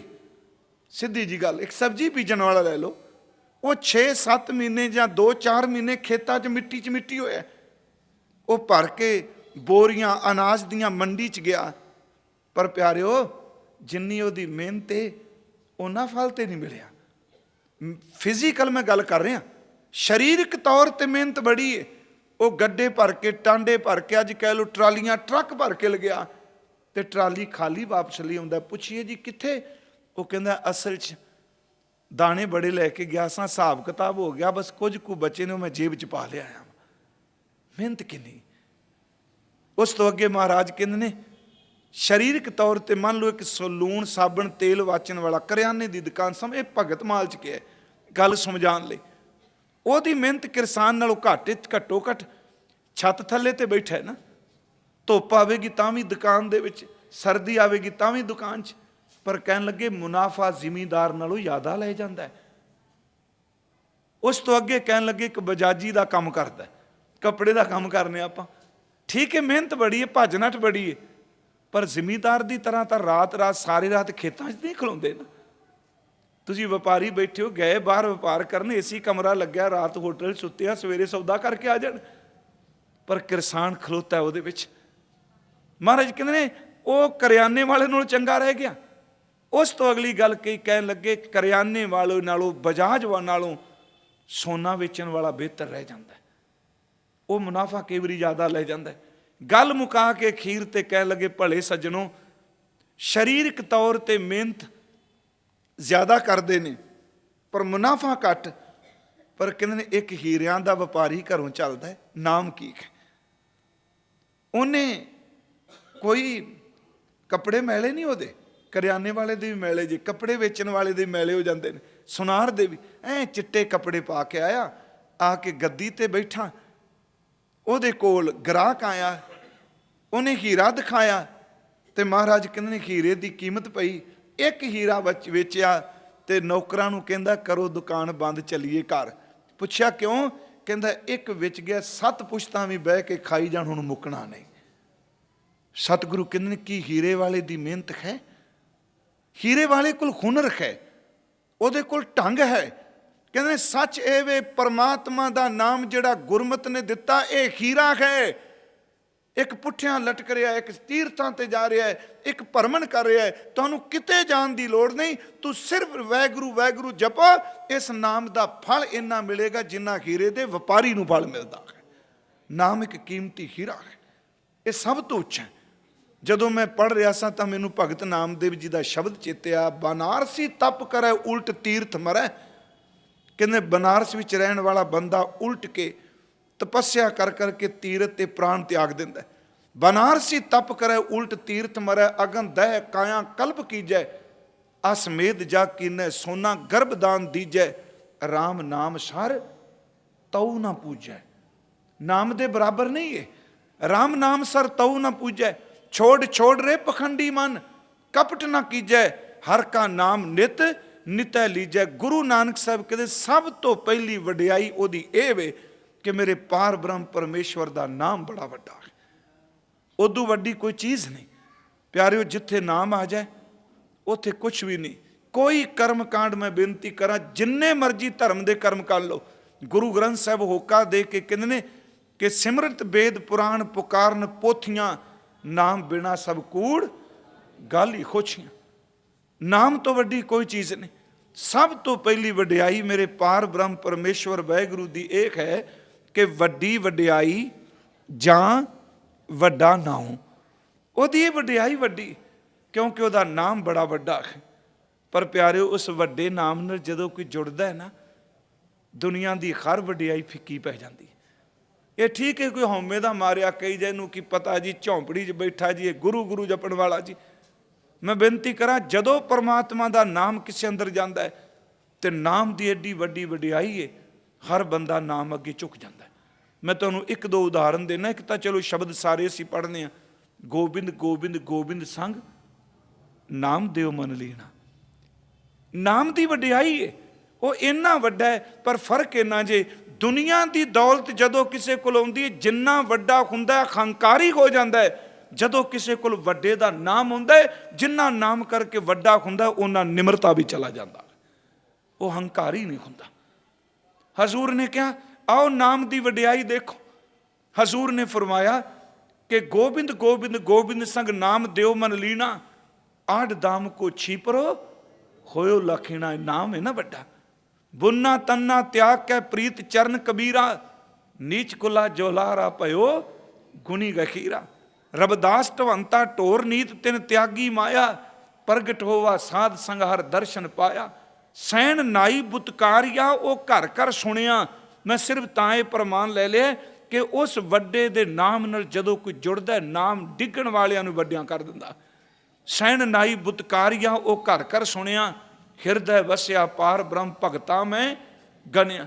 ਇਹ ਬਿਦ ਸੁਣ ਕੇ ਜਾਟ ਰੋ ਉਠ ਭਗਤੀ ਲਾਗਾ, ਇਹ ਨਾਮ ਦੀ ਬਖਸ਼ਿਸ਼ੀ ਮਿਲੇ ਪ੍ਰਤੱਖ ਗੁਸਾਈਆਂ ਧੰਨਾ ਵਡਭਾਗਾ। ਆਓ ਥੋੜਾ ਜਿਹਾ ਹੋਰ ਦੇਖੀ। ਸਤਿਗੁਰੂ ਕਹਿੰਦੇ ਸੋ ਐਸਾ ਹਰ ਨਾਮ ਧਿਆਈਐ ਮਨ ਮੇਰੇ, ਜੋ ਸਭਨਾ ਉੱਪਰ ਹੁਕਮ ਚਲਾਏ। ਵੱਡੀ ਵਡਿਆਈ ਜਾਂ ਵੱਡਾ ਨਾਮ, ਉਹ ਤੂੰ ਜੇ ਆਪਣਾ ਹੁਕਮ ਚਲਾਉਣਾ ਚਾਹੁੰਦਾ, ਨਾਮ ਨਾਲ ਜੁੜ, ਤੇਰੇ ਹੁਕਮ ਨੂੰ ਕੋਈ ਨਹੀਂ ਟਾਲ ਸਕਦਾ। ਰੱਬ ਦੀ ਦਰਗਾਹ ਵਿੱਚ ਤੇਰਾ ਹੁਕਮ ਚੱਲੇਗਾ, ਜੋ ਤੂੰ ਬੋਲੇਗਾ ਸੱਤ ਹੋਏਗਾ। ਸੋ ਐਸਾ ਹਰ ਨਾਮ ਧਿਆਈਐ ਮਨ ਮੇਰੇ, ਜੋ ਸਭਨਾ ਉੱਪਰ ਹੁਕਮ ਚਲਾਏ। ਸੋ ਐਸਾ ਹਰ ਨਾਮ ਜਪੀਐ ਮਨ ਮੇਰੇ, ਜੋ ਅੰਤੀ ਅਵਸਰ ਲੈ ਛੜਾਏ। ਜਪਣ ਵਾਲੇ ਦਾ ਇੰਨਾ ਹੁਕਮ ਚੱਲਦਾ ਹੈ ਕਿ ਰਾਜੇ ਜਨਕ ਵਰਗਾ ਨਰਕਾਂ ਕੋਲੋਂ ਲੰਘਦਾ, ਆਵਾਜ਼ ਸੁਣਦਾ ਜੀਵਾਂ ਦੀ, ਨਰਕਾਂ 'ਚ ਕੁਰਲਾਂਦਿਆਂ ਦੀ। ਅੱਗੇ ਸਾਰੀਆਂ ਪੌੜੀਆਂ 'ਚ ਕਲੀਅਰ ਹੋਣਗੇ, ਸਵੇਰੇ ਵੀ ਆਉਣਾ। ਚੁਣ ਵੱਖ ਕੱਢੇ ਜਜਮਾਲਿਆ, ਸੁਣਦਾ ਕੁਰਲਾਟ ਤੇ ਪੁੱਛਦਾ ਕਿ ਭਗਤ ਵੱਡਾ ਰਾਜਾ ਜਨਕ ਹੈ, ਗੁਰਮੁਖ ਮਾਇਆ ਵਿੱਚ ਉਦਾਸੀ। ਉਹ ਪੁੱਛਦਾ ਕਿ ਧਰਮ ਰਾਏ ਨੂੰ ਆਖਿਓ ਸਭਨਾ ਦੀ ਕਰ ਬੰਦ ਖਲਾਸੀ। करे बेनती धर्म राय खाओ सेवक ठाकुर अविनाशी। गहने धरे उन एक नाओ, एक नाम एक घड़ी का नाम वो कहना छुट सकते ने। कोई बंदगी वाला नाम दे, उन्हें क्या बस हाँ जिन्ना को मैं जपिया दिता, कहते एक घड़ी का नाम दिता तो सारे नरक खाली हो गए। गहने धरे उन एक नाम, पापा नाल करे नरजासी। पा संग पाप ना पूजनी, पास को भी नहीं आए। मैं बेनती करांगा नाम ऐसा है जिहदा हुक्म सब ते चलदा है। नाम ये जिहड़ा अंतले समय नाल तुरदा है। पर करिए कि अज नहीं पता लगना। अज सानू पुत्तर धीआं संसार दृष्टमन दिसदा है। जदों इहनूं छड्डांगे उदों पता लगेगा जे बह के जपिया सी ते दी कीमत किन्नी कू है। सो ऐसा हर नाम ध्याइए मन मेरे जो सबना ऊपर हुक्म चलाए। सो ऐसा हर नाम जपिए मन मेरे जो अंती अवसर लै छडाए। सो ऐसा हर नाम जपिए मन मेरे जो मन की तृष्णा सब भुख गवाए। सो ऐसा हर नाम जपिए मन मेरे, उस परमात्मा दे नाम नू जप जिहदे सामने निंदक दुष्ट सारे आके झोगे। गुरमुख नाम आराध, गुरमुख नानक नाम आराध सबना ते वड्डा, सब नामे अगे आन निवाए। सबना ते वड्डा, सबना तो वड्डा केवल नाम के। मैं इत्थे बेनती कर दे एक होर उदाहरण दे के। भाई साहब भाई गुरदास साहब नूं किसे पुछया सी, ये नाम जिहड़ा वाहिगुरू कहंदे ने, राम कहंदे ने, गुरमत नाम असीं वाहिगुरू कहने, इहदी की कीमत है? ये तो जबान तो कह दिता वाहिगुरू, की फल मिलेगा? उन्हें एक बड़ी सोहनी गल कही सी, मैं एक उदाहरण गुणे दित्ती है। कहंदे खीरा छोटा है, जदों विक जाए तो घर भी रुपइयां नाल भर जाते हैं। खुंडी पहला समय करते सन, क्रैडिट कार्ड आ गए, प्लास्टिक मनी जिन्हों कहने असीं, चैक ने, ड्राफ्ट ने। चैक का भार किन्ना कुँ है?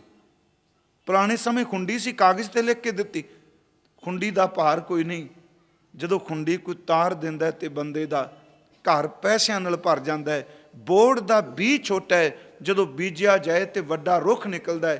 कहते जिहड़ा गुरु का नाम जपदा है, जपन नूं छोटा लगता है, पर जदों फल मिलेगा इसकी कीमत कोई पा ही नहीं सकता। जैसे हीरा हाथ में तनक सै दिखाई देत, मोल कीए ते दमकन भरत पै भंडार जी। ये भाई साहब कहते हैं, जैसे बट बीज अत सूखम होत, बोए सब विद करे बिरखा विस्तार सी। जैसे बर बांडे खुंडी लागत न पार कछ, आगे जाए पायत लक्ष्मी अपार सी।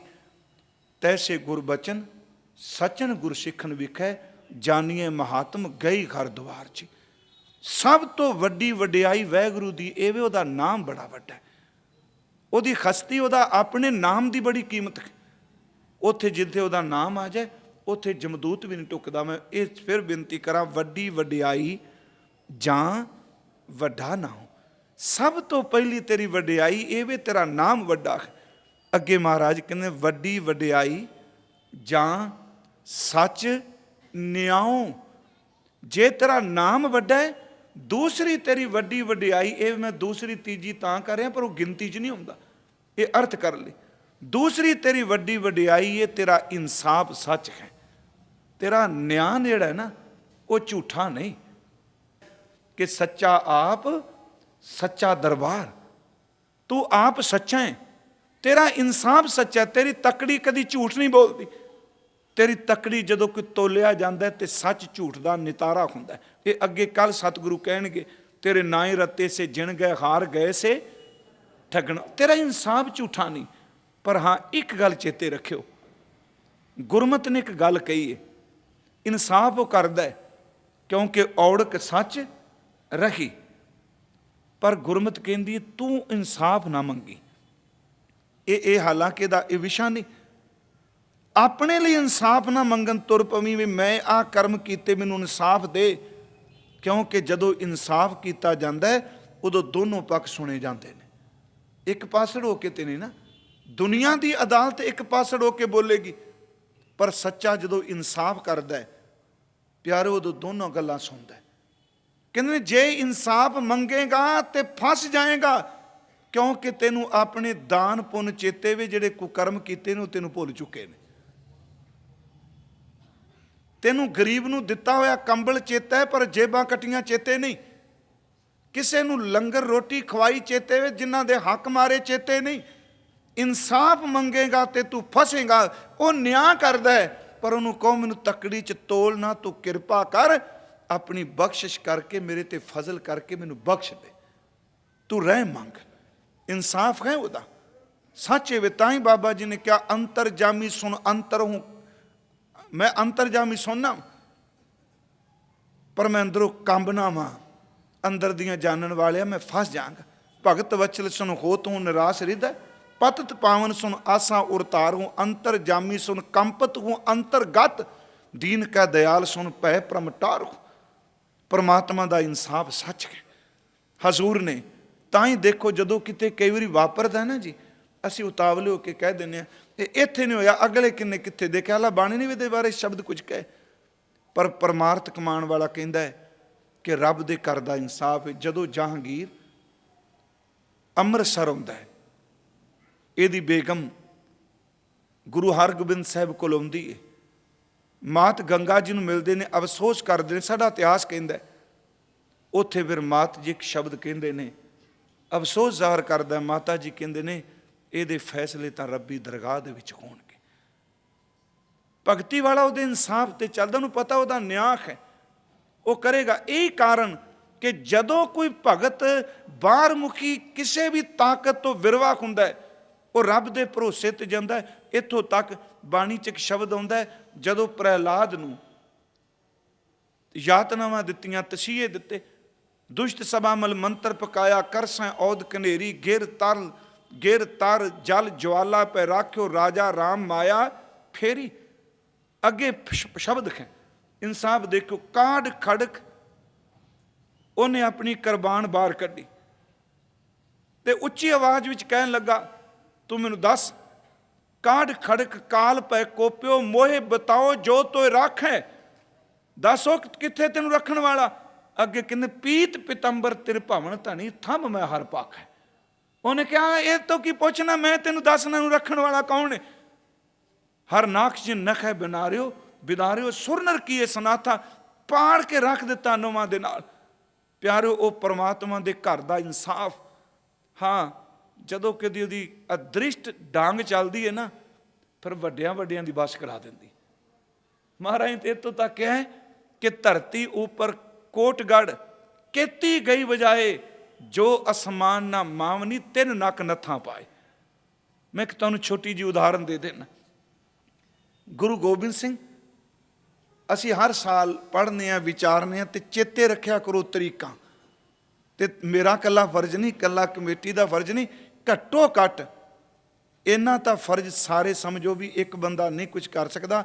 ਅਸੀਂ ਇਹ ਹੀ ਸੇਵਾ ਲੈਣੀ ਹੈ, ਦਿਨ ਚੇਤੇ ਕਰਾਣੇ ਨਹੀਂ ਵੀ ਆਪਾਂ ਉੱਥੇ ਜਾਣਾ ਹੈ। ਇੱਕ ਸੇਵਾ ਸਮਝ ਕੇ ਕਰੋ। ਮੇਰੇ ਗੁਰੂ ਗੋਬਿੰਦ ਸਿੰਘ ਸੱਚੇ ਪਾਤਸ਼ਾਹ ਜਦੋਂ ਜ਼ਫਰਨਾਮਾ ਪੜ੍ਹਨੇ, ਉਹ ਸ਼ਬਦ ਬੜੇ ਕਮਾਲ ਦਾ ਵਰਤਦੇ।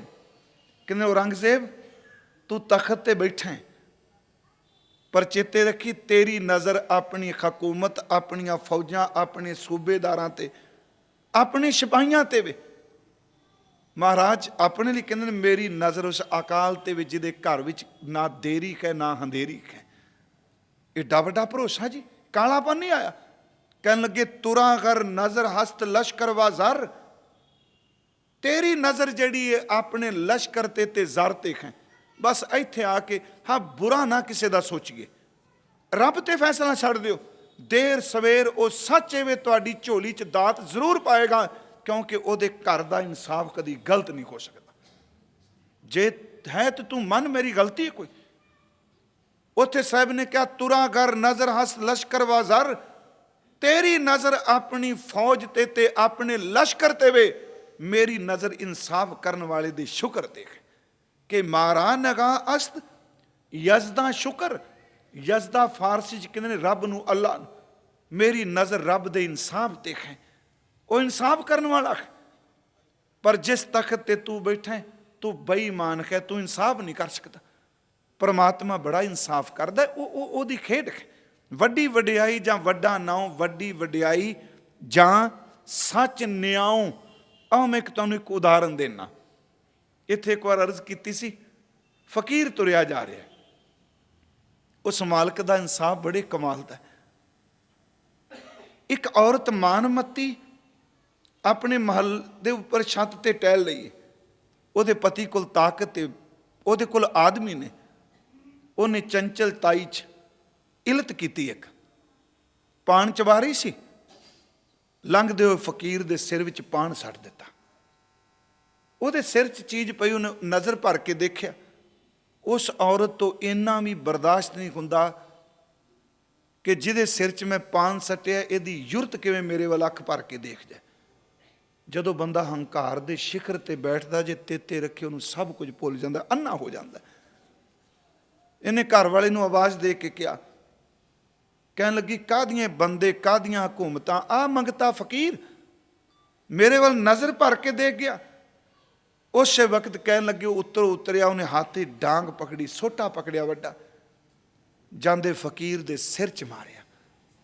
ਇੱਕ ਦੋ ਸੋਟੇ ਸਿਰ 'ਚ ਮਾਰੇ, ਉਹਦਾ ਸਿਰ ਖੁੱਲ ਗਿਆ, ਪਾਟ ਗਿਆ ਸਿਰ, ਖੂਨ ਵਗਿਆ। ਉਹਨੇ ਹੱਥ ਨਾਲ ਖੂਨ ਲਾ ਕੇ ਦੇਖਿਆ, ਜ਼ਮੀਨ ਤੇ ਬੈਠ ਗਿਆ, ਬੋਲਿਆ ਕੁਛ ਨਹੀਂ। ਉਹ ਉੱਤੋਂ ਦੇਖ ਰਹੀ ਸੀ, ਹੱਸ ਰਹੀ ਸੀ। ਸਿਆਣੇ ਲੋਕ ਕਹਿੰਦੇ ਚਿੜੀਆਂ ਦੀ ਮੌਤ ਤੇ ਗਵਾਰਾਂ ਦਾ ਹਾਸਾ ਹੁੰਦਾ ਹੈ।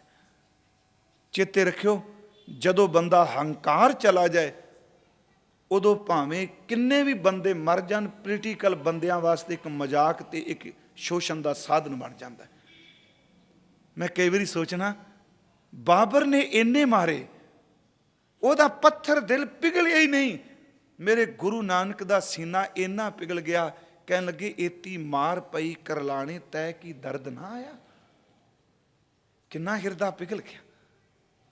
ਕਿਸੇ ਦੇ ਘਰ ਨੂੰ ਅੱਗ ਲੱਗੇ, ਗੁਰੂ ਨਾਨਕ ਦਾ ਸੀਨਾ ਪੁਕਾਰ ਕੇ ਕਹਿੰਦਾ ਕਿ ਜਗਤ ਜਲੰਦਾ ਰੱਖ ਲੈ ਆਪਣੀ ਕਿਰਪਾ ਤਰ, ਸੜਦਿਆਂ ਨੂੰ ਬਚਾ ਲੈ। ਗੁਰਸਿੱਖੋ, ਅਸੀਂ ਕਾਹਦੇ ਸਿੱਖ, ਅਸੀਂ ਬਚਾਣਾ ਤੇ ਕੀ ਅਸੀਂ ਅੱਗ ਲਾਣੇ ਆ। ਉਹਨੇ ਸੱਟ ਮਾਰੀ, ਫਕੀਰ ਨੇ ਹੱਥ ਖੂਨ ਨਾਲ ਭਿੱਜੇ ਬੈਠ ਗਿਆ। ਉਹ ਤੇਜ਼ੀ ਨਾਲ ਕਿਲਕਾਰੀਆਂ ਮਾਰਦਾ, ਘਰ ਵਾਲੀ ਕੱਛਾਂ ਚੋਂ ਹਾਸਾ ਨਿਕਲੇ, ਦੌੜਦਾ ਗਿਆ। ਜਦੋਂ ਪੌੜੀ ਦੇ ਅਖੀਰ ਦੇ ਸਟੈਪ ਤੇ ਪਹੁੰਚਿਆ, ਤਿਲਕਿਆ ਪੈਰ, ਉਸੇ ਗਲੀ 'ਚ ਸਿਰ ਪਰਨੇ ਡਿੱਗਾ। ਫਕੀਰ ਦਾ ਸਿਰ ਤਾਂ ਥੋੜਾ ਜਿਹਾ ਖੁੱਲਾ ਤੇ ਉਹਦੀ ਸਾਰੀ ਮਿੱਝ ਸਿਰ ਦੀ ਬਾਹਰ ਆ ਗਈ। ਜਿਹੜੀ ਗ੍ਰੈਵੀ ਦਿਮਾਗ ਦੀ ਸੀ ਨਾ, ਉਹ ਵੀ ਸਾਰੀ ਬਾਹਰ ਖਿਲਰ ਗਈ। ਤੜਫਿਆ। ਉਨੀ ਦੇਰ ਨੂੰ ਉਹਦਾ ਹਾਸਾ ਮੁੱਕ ਗਿਆ। ਔਰਤ ਦਾ ਦੌੜਦੀ ਥੱਲੇ ਆਈ, ਉਹਨੇ ਪਤੀ ਨੂੰ ਦੇਖਿਆ, ਉਹਦੇ ਸਾਹਮਣੇ ਉਹਦੀ ਮਿੱਝ ਸਿਰ ਦੀ ਬਾਹਰ ਨਿਕਲੀ, ਉਹਦੀ ਮੌਤ ਹੋ ਗਈ। ਫਕੀਰ ਕੋਲ ਗਈ, ਕਹਿਣ ਲੱਗੀ, ਬਾਬਾ ਮੈਨੂੰ ਬਖਸ਼ ਦੇ, ਮੈਨੂੰ ਬਖਸ਼ ਦੇ। ਉਸ ਫਕੀਰ ਨੇ ਕਿਹਾ, ਭੈਣੇ ਤੂੰ ਕੌਣ? ਕਹਿੰਦੀ, ਮੈਂ ਉਹ ਜਿਹਨੇ ਤੇਰੇ ਸਿਰ 'ਚ ਪਾਨ ਸੱਟਿਆ, ਮੈਂ ਉਹ ਜਿਹਦਾ ਮਾਲਕ, ਜਿਹਦਾ ਪਤੀ, ਜਿਹਦਾ ਖਾਵੰਦ ਤੇਰੇ ਸਿਰ ਨੂੰ ਪਾੜ ਕੇ ਗਿਆ। ਆਹ ਦੇਖ ਸਾਹਮਣੇ ਤੜਫਦਾ ਪਿਆ, ਉਹਦੇ ਪ੍ਰਾਣ ਨਿਕਲ ਗਏ ਨੇ ਤੜਫਦਿਆਂ ਦੇ। ਉਹ ਮੁਸਕਰਾ ਪਿਆ, ਕਹਿੰਦਾ, ਅੱਛਾ ਫਿਰ ਮੈਨੂੰ ਤੂੰ ਬਖਸ਼ ਦੇ। ਫਕੀਰ ਨੇ ਕਿਹਾ, ਤੂੰ ਮੈਨੂੰ ਬਖਸ਼ ਦੇ। ਔਰਤ ਨੇ ਕਿਹਾ, ਬਾਬਾ ਮੈਂ ਕਿਵੇਂ? ਕਹਿੰਦਾ, ਸੱਚ ਇਹ ਵੇ, ਮੇਰਾ ਤੇਰਾ ਕੋਈ ਝਗੜਾ ਨਹੀਂ, ਇਹ ਝਗੜਾ ਤਾਂ ਮਾਲਕਾਂ ਦਾ ਹੈ। ਉਹਦੇ ਘਰ 'ਚ ਇਨਸਾਫ ਹੈ। ਮੈਂ ਸਿਰਫ ਇੱਕ ਉਦਾਹਰਨ ਦਿੱਤੀ, ਝਗੜਾ ਮਾਲਕਾਂ ਦਾ। ਤੇਰੇ ਮਾਲਕ ਕੋਲ ਤਾਕਤ ਹੈ, ਉਹ ਮੇਰਾ ਸਿਰ ਪਾੜ ਸਕਦਾ ਹੈ, ਪਰ ਮੇਰੇ ਸਿਰ ਤੇ ਵੀ ਕੋਈ ਮਾਲਕ ਖਲੋਤਾ। ਮੈਂ ਕਿਹਾ ਤਾਂ ਕੁਛ ਨਹੀਂ, ਮੇਰੇ ਅੰਨ ਬੋਲਣ ਤੋਂ ਬਿਨਾਂ ਹੀ ਤੇਰੇ ਮਾਲਕ ਨੂੰ ਚੁੱਕ ਕੇ ਲੈ ਗਿਆ। ਕਦੀ ਭਰੋਸਾ ਕਰਕੇ ਨਾ ਵੇਖੋ। ਉਰਦੂ ਦੀ ਸ਼ਬਦਾਵਲੀ ਹੈ, ਤੇਰੇ ਮਾਲਕ ਕੋ ਤੇਰੀ ਰਿਆਇਤ ਜ਼ਰੂਰ ਥੀ। ਫਕੀਰ ਕਹਿੰਦਾ, ਮੇਰੇ ਮਾਲਕ को मेरी हमायत जरूर थी। तेरे मालिक को तेरी रियायत जरूर थी, मेरे मालिक को मेरी हमायत जरूर थी। तेरा मालिक आया वो सट पटा गया, फिर मेरे मालिक को भी ख्याल आ गया। तेरा मालिक आया वो डंडा लगा गया, मेरा मालिक आया वो लेखा चुका गया। इनू जे बाणी च देखो, जिस दा साहिब डाडा होए तिस नू मार ना सके। ओदे घर दा इंसाफ सच्ची गल जी है बड़ा औखा, क्योंकि असी खुद तुर पे ने। ਜਦੋਂ ਉਹ ਇਨਸਾਫ ਕਰਦਾ ਉਹਦੇ ਇਨਸਾਫ ਸਾਹਮਣੇ ਸਾਰੇ ਝੁਕ ਜਾਂਦੇ। ਮਹਾਰਾਜ ਕਹਿੰਦੇ, ਵੱਡੀ ਵਡਿਆਈ ਜਾਂ ਵੱਡਾ ਨਾਉ, ਇਸ ਕਰਕੇ ਤੇਰੀ ਵਡਿਆਈ ਵੱਡੀ ਹੈ, ਤੇਰੇ ਨਾਮ ਦੇ ਤੁਲ ਕੁਛ ਨਹੀਂ। ਜਿਸ ਕੋਲ ਨਾਮ ਦਾ ਹੀਰਾ ਪਿਆਰੇ, ਉਹਨੂੰ ਕਿਸੇ ਦੀ ਪਰਵਾਹ ਨਹੀਂ। ਜਿਸ ਕੋਲ ਗੁਰੂ ਨਾਨਕ ਦਾ ਸ਼ਬਦ ਹੈ, ਉਹਨੂੰ ਕਿਸੇ ਦੀ ਪਰਵਾਹ ਨਹੀਂ। ਇਹ ਸ਼ਬਦ ਇਸ ਦੁਨੀਆ ਵਿੱਚ ਚੱਲੇਗਾ, ਇਹ ਸ਼ਬਦ ਅੱਗੇ ਵੀ ਚੱਲੇਗਾ। ਵਡਿਆਈ ਜਾਂ ਵੱਡਾ ਨਾਉ, ਵੱਡੀ ਵਡਿਆਈ ਜਾਂ ਸੱਚ ਨਿਆਉ, ਅੱਗੇ ਕੀ ਹੈ ਜੀ? ਮਹਾਰਾਜ ਕਹਿੰਦੇ ਵੱਡੀ ਵਡਿਆਈ ਜਾਂ ਨੇਚਲ ਥਾਂ। ਤੇਰੀ ਇਹ ਵੱਡੀ ਵਡਿਆਈ ਇੱਕ ਹੋਰ ਹੈ। ਨੇਚਲ ਦਾ ਅਰਥ ਹੁੰਦਾ ਹੈ ਜਿਹਨੇ ਚੱਲਣਾ ਨਹੀਂ। ਅਬਨਾਸ਼ੀ ਸ਼ਬਦ ਵਰਤ ਲਓ, ਸੌਖਾ ਰਹੇਗਾ। ਅਚਲ ਸ਼ਬਦ ਵਰਤ ਲਈਏ। ਥਾਂ ਦਾ ਅਰਥ ਹੈ ਟਿਕਾਣਾ। ਤੇਰਾ ਟਿਕਾਣਾ ਨੇਚਲ ਹੈ। ਤੇਰੇ ਟਿਕਾਣੇ ਨੂੰ ਕੋਈ ਨਹੀਂ ਹਿਲਾ ਸਕਦਾ। ਕੋਈ ਜ਼ਮੀਨ ਹੀ, ਮੈਂ ਸਵੇਰੇ ਵੀ ਇੱਕ ਪ੍ਰਮਾਣ ਦਿੱਤਾ ਸੀ ਕਿ ਵੱਡਾ ਤੇਰਾ ਦਰਬਾਰ ਸੱਚਾ ਤੁਧ ਤਖਤ ਸਿਰ ਚਾਂ ਪਾਤਸ਼ਾਹ ਨੇਚਲ ਚੌਰ ਛੱਤ। ਤੇਰੇ ਟਿਕਾਣੇ ਨੂੰ, ਹਾਂ ਸਾਡਾ ਟਿਕਾਣਾ ਨੇਚਲ ਨਹੀਂ। ਇਹਨੂੰ ਫਿਰ ਥੋੜਾ ਸਮਝੋ। ਮੈਂ ਇੱਕ ਇੱਕ ਤੁਕ ਤੇ ਰੋਕ ਕੇ ਥੋੜੀ ਥੋੜੀ ਵਿਆਖਿਆ ਪ੍ਰਮਾਣ ਯੁਕਤ ਕਰ ਰਿਹਾ। ਵੱਡੀ ਵਡਿਆਈ ਜਾਂ ਨੇਚਲ ਥਾਂ, ਤੇਰਾ ਥਾਂ ਨੇਚਲ ਹੈ। ਅਸੀਂ ਜਿਸ ਥਾਂ ਤੇ ਬੈਠੇ ਨੇਚਲ ਨਹੀਂ, ਸਾਡਾ ਥਾਂ ਨੇਚਲ ਨਹੀਂ। ਬਾਬਾ ਫਰੀਦ ਸਾਹਿਬ ਦਾ ਇੱਕ ਬੋਲ ਹੈ, ਜਿੱਥੇ ਅਸੀਂ ਸੁੱਤੇ ਆ ਇੱਥੇ ਬੜੇ ਲੋਕ ਸੌਂ ਕੇ ਚਲੇ ਗਏ। ਸਿਆਣੇ ਲੋਕ ਕਹਿੰਦੇ ਨੇ ਇੱਕ ਇੱਕ ਜਿੱਥੇ ਤੁਸੀਂ ਪੈਰ ਰੱਖੋ, ਇੱਕ ਪੈਰ ਦੇ ਥੱਲੇ 12 ਬੰਦੇ ਜ਼ਿੰਦਗੀ ਭੋਗ ਕੇ ਜਾ ਚੁੱਕੇ ਨੇ। ਇੱਕ ਪੈਰ ਦੀ ਮੈਂ ਗੱਲ ਕਰ ਰਿਹਾ, ਸ੍ਰਿਸ਼ਟੀ ਕਿੰਨੀ ਕੁ। ਸਾਡਾ ਟਿਕਾਣਾ ਨੇਚਲ ਨਹੀਂ। ਇਸੇ ਕਰਕੇ ਬਾਬਾ ਜੀ ਨੇ ਕਿਹਾ, ਸ਼ੇਖ ਹਯਾਤੀ ਜਗ ਨਾ ਕੋਈ ਥਿਰ ਰਿਹਾ, ਜਿਸ ਆਸਨ ਹਮ ਬੈਠੇ ਕੀਤੇ ਬੈਸ ਗਿਆ। ਪਰ ਇਹ ਤਾਂ ਨਹੀਂ ਕਹਿੰਦੇ ਜਿਹੜਾ ਸਤਜੁਗ ਵੇਲੇ ਰੱਬ ਸੀ ਉਹਦਾ ਤਖਤ ਖਾਲੀ ਹੋ ਗਿਆ, ਕੋਈ ਹੋਰ ਬੈਠ ਕੇ। ਉਹਦਾ ਥਾਂ ਨੇਚਲ ਹੈ। ਇਸੇ ਕਰਕੇ ਮਹਾਰਾਜ ਜੀ ਨੇ ਇੱਕ ਸ਼ਬਦ ਵਰਤਿਆ ਕਿ ਅਭੰਗੰਗ ਬੇਪੂਤੇ, ਤੂੰ ਨਾਸ਼ ਨਹੀਂ ਹੋਣ ਵਾਲਾ। ਇਸੇ ਨੂੰ ਕਿਹਾ ਅਚਲ ਮੂਰਤ ਅਨਭਉ ਪ੍ਰਕਾਸ਼, ਤੇਰੀ ਹਸਤੀ ਨੇ ਚਲਾਏ ਮਾਨ ਨਹੀਂ ਹੋਣਾ। ਗੁਰੂ ਨਾਨਕ ਸਾਹਿਬ ਕਹਿੰਦੇ ਨੇ ਮੁਕਾਮ ਤਿਸ ਨੂੰ ਆਖੀਐ ਜਿਸ ਸਿਸ ਨਾ ਹੋਵੀ ਲੇਖ। ਅਸਲੀ ਥਾਂ ਟਿਕਾਣੇ ਉਹ ਹੁੰਦੇ ਨੇ ਜਿਨ੍ਹਾਂ ਬਿਨਸਣਾ ਨਹੀਂ, ਬਾਕੀ ਹਰ ਚੀਜ਼ ਬਿਨਸੇਗੀ, ਪਰ ਉਹਦਾ ਟਿਕਾਣਾ ਨੇਚਲ ਹੈ। ਹਜ਼ੂਰ ਕਹਿ ਰਹੇ ਨੇ ਮੁਕਾਮ ਤਿਸ ਨੂੰ ਆਖੀਐ ਜਿਸ ਸਿਸ ਨਾ ਹੋਵੀ ਲੇਖ। ਅਸਮਾਨ ਧਰਤੀ ਚਲ ਸੀ ਮੁਕਾਮ ਉਹੀ ਇੱਕ, ਮੁਕਾਮ ਉਹੀ ਇੱਕ ਵੱਡੀ ਵਡਿਆਈ ਜਾਂ ਨੇਚਲ ਥਾਂ। ਉਹ ਕਹਿੰਦੇ ਨੇ ਇੱਕ ਰੁੱਖ ਦੇ ਟਾਹਣ ਤੇ ਕੋਈ ਬੈਠਾ ਹੋਵੇ, ਗੱਲ ਧਿਆਨ ਨਾਲ ਇੱਕ ਇੱਕ ਤੁਕ ਦੀ ਸੁਣੀ ਜਾਓ। ਹਵਾ ਚੱਲੇਗੀ ਟਾਹਣ ਖਿੱਲੇਗਾ, ਬੰਦਾ ਵੀ ਹਿੱਲੇਗਾ। ਬੇਨਤੀ ਕਰਾਂ, ਬੰਦਾ ਵੀ ਹਿੱਲੇਗਾ, ਪਰ ਜਿਹੜਾ ਪਹਾੜ ਤੇ ਬੈਠਾ ਹੋਵੇ ਪਹਾੜ ਹਿੱਲੇਗਾ? ਕਦੀ ਨਹੀਂ ਹਿੱਲਦਾ। ਇੱਕ ਉਦਾਹਰਨ ਦਿੱਤੀ, ਮਾਇਆ ਡੋਲਣੀ ਹੈ, ਜਿਹੜਾ ਇਹਦੀ ਓਟ ਲਏਗਾ ਖੁਦ ਡੋਲੇਗਾ। ਪਰਮਾਤਮਾ ਪਹਾੜ ਦੀ ਤਰ੍ਹਾਂ ਅਡੋਲ ਹੈ, ਜਿੰਨੀ ਮਰਜ਼ੀ ਹਨੇਰੀ ਚੱਲੀ ਜਾ ਉਹਨੇ ਕਿੱਥੇ ਡੋਲ ਜਾਣਾ। ਤੂੰ ਮੇਰੋ ਮੇਰ ਪਰਬਤ ਸੁਆਮੀ, ਓਟ ਗਈ ਮੈਂ ਤੇਰੀ, ਨਾ ਤੁਮ ਡੋਲੋ ਨਾ ਤੁਮ ਡੋਲੋ। ਨੇਚਲ ਥਾਂ, ਨਾ ਤੁਮ ਡੋਲੋ ਨਾ ਹਮ ਗਿਰਤੇ ਰੱਖ ਲੀਨੀ ਹਰ ਮੇਰੀ। ਪਰਮਾਤਮਾ ਦਾ ਥਾਂ ਨੇਚਲ ਹੈ, ਉਹਦੀ ਥਾਂ ਕਿਸੇ ਨਹੀਂ ਲੈ ਲੈਣੀ। ਬੰਦਿਆਂ ਦੀ ਥਾਂ ਨੇਚਲ ਨਹੀਂ ਜੇ।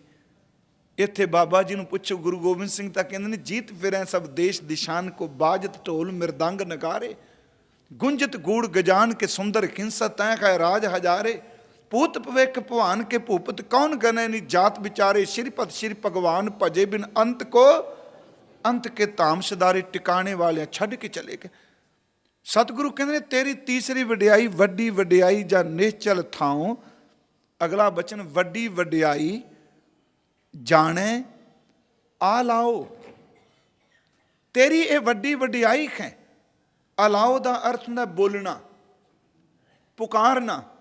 ਇਹ ਤੇਰੀ ਵੱਡੀ ਵਡਿਆਈ ਹੈ। ਅਸੀਂ ਜਿੰਨੇ ਵੀ ਬੋਲਨੇ ਪਏ, ਤੂੰ ਸਾਡੇ ਬੋਲਾਂ ਨੂੰ ਸੁਣ ਰਹੇ ਹੈ।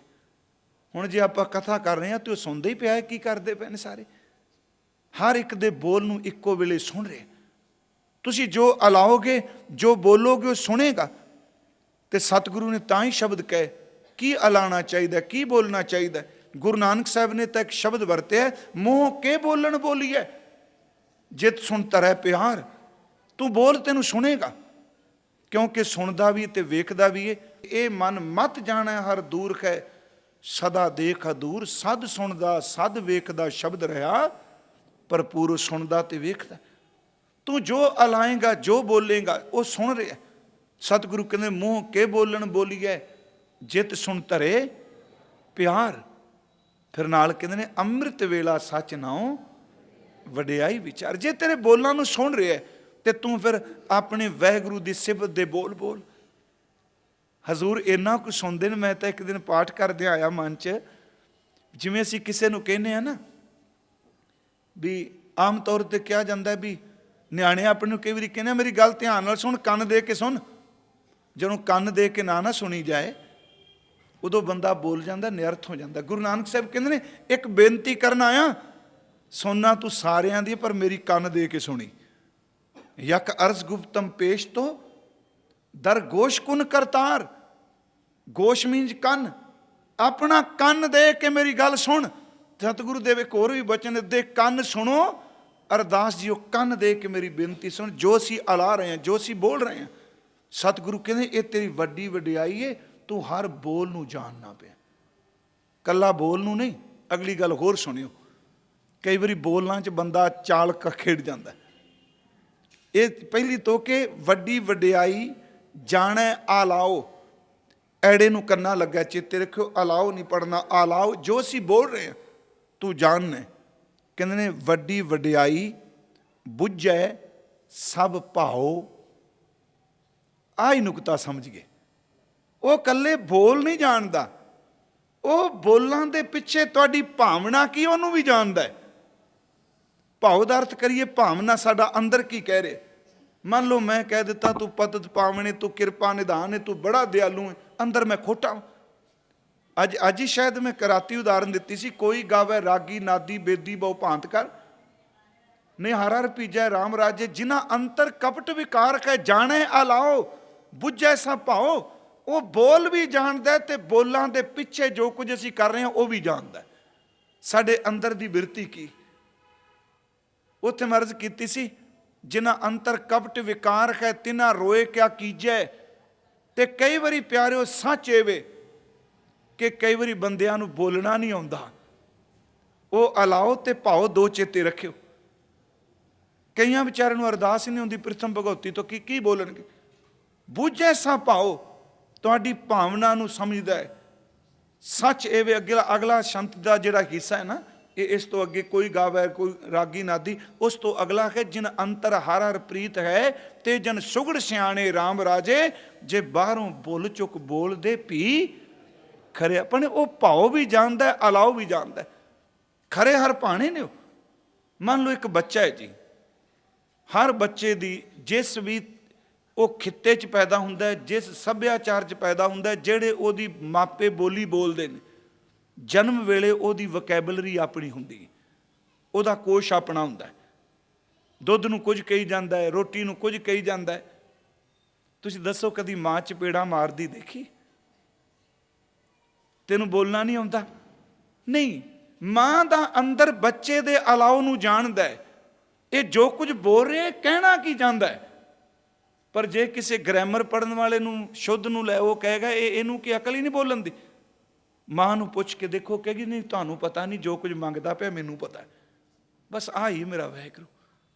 ਬੱਚਾ ਤੋਤਲੀ ਜ਼ਬਾਨ 'ਚ ਮੰਗ ਰਿਹਾ, ਬਾਹਰੋਂ ਆਇਆ ਬੰਦਾ ਉਹਨੂੰ ਪਤਾ ਹੀ ਨਹੀਂ ਕੀ ਬੋਲ ਰਿਹਾ, ਤੇ ਮਾਈ ਆਵਾਜ਼ ਦੇ ਕੇ ਕਹਿੰਦੇ ਨਹੀਂ ਇਹ ਚੀਜ਼ ਨਾ ਦਿਓ, ਅਸਲ 'ਚ ਇਹ ਮੰਗਦਾ ਪਿਆ। ਮੇਰੇ ਰੱਬ ਜੀ ਤਾਂ ਮਾਂ ਤੋਂ ਵੀ ਅੱਗੇ ਅੰਦਰ ਨੂੰ ਜਾਣਦੇ ਨੇ।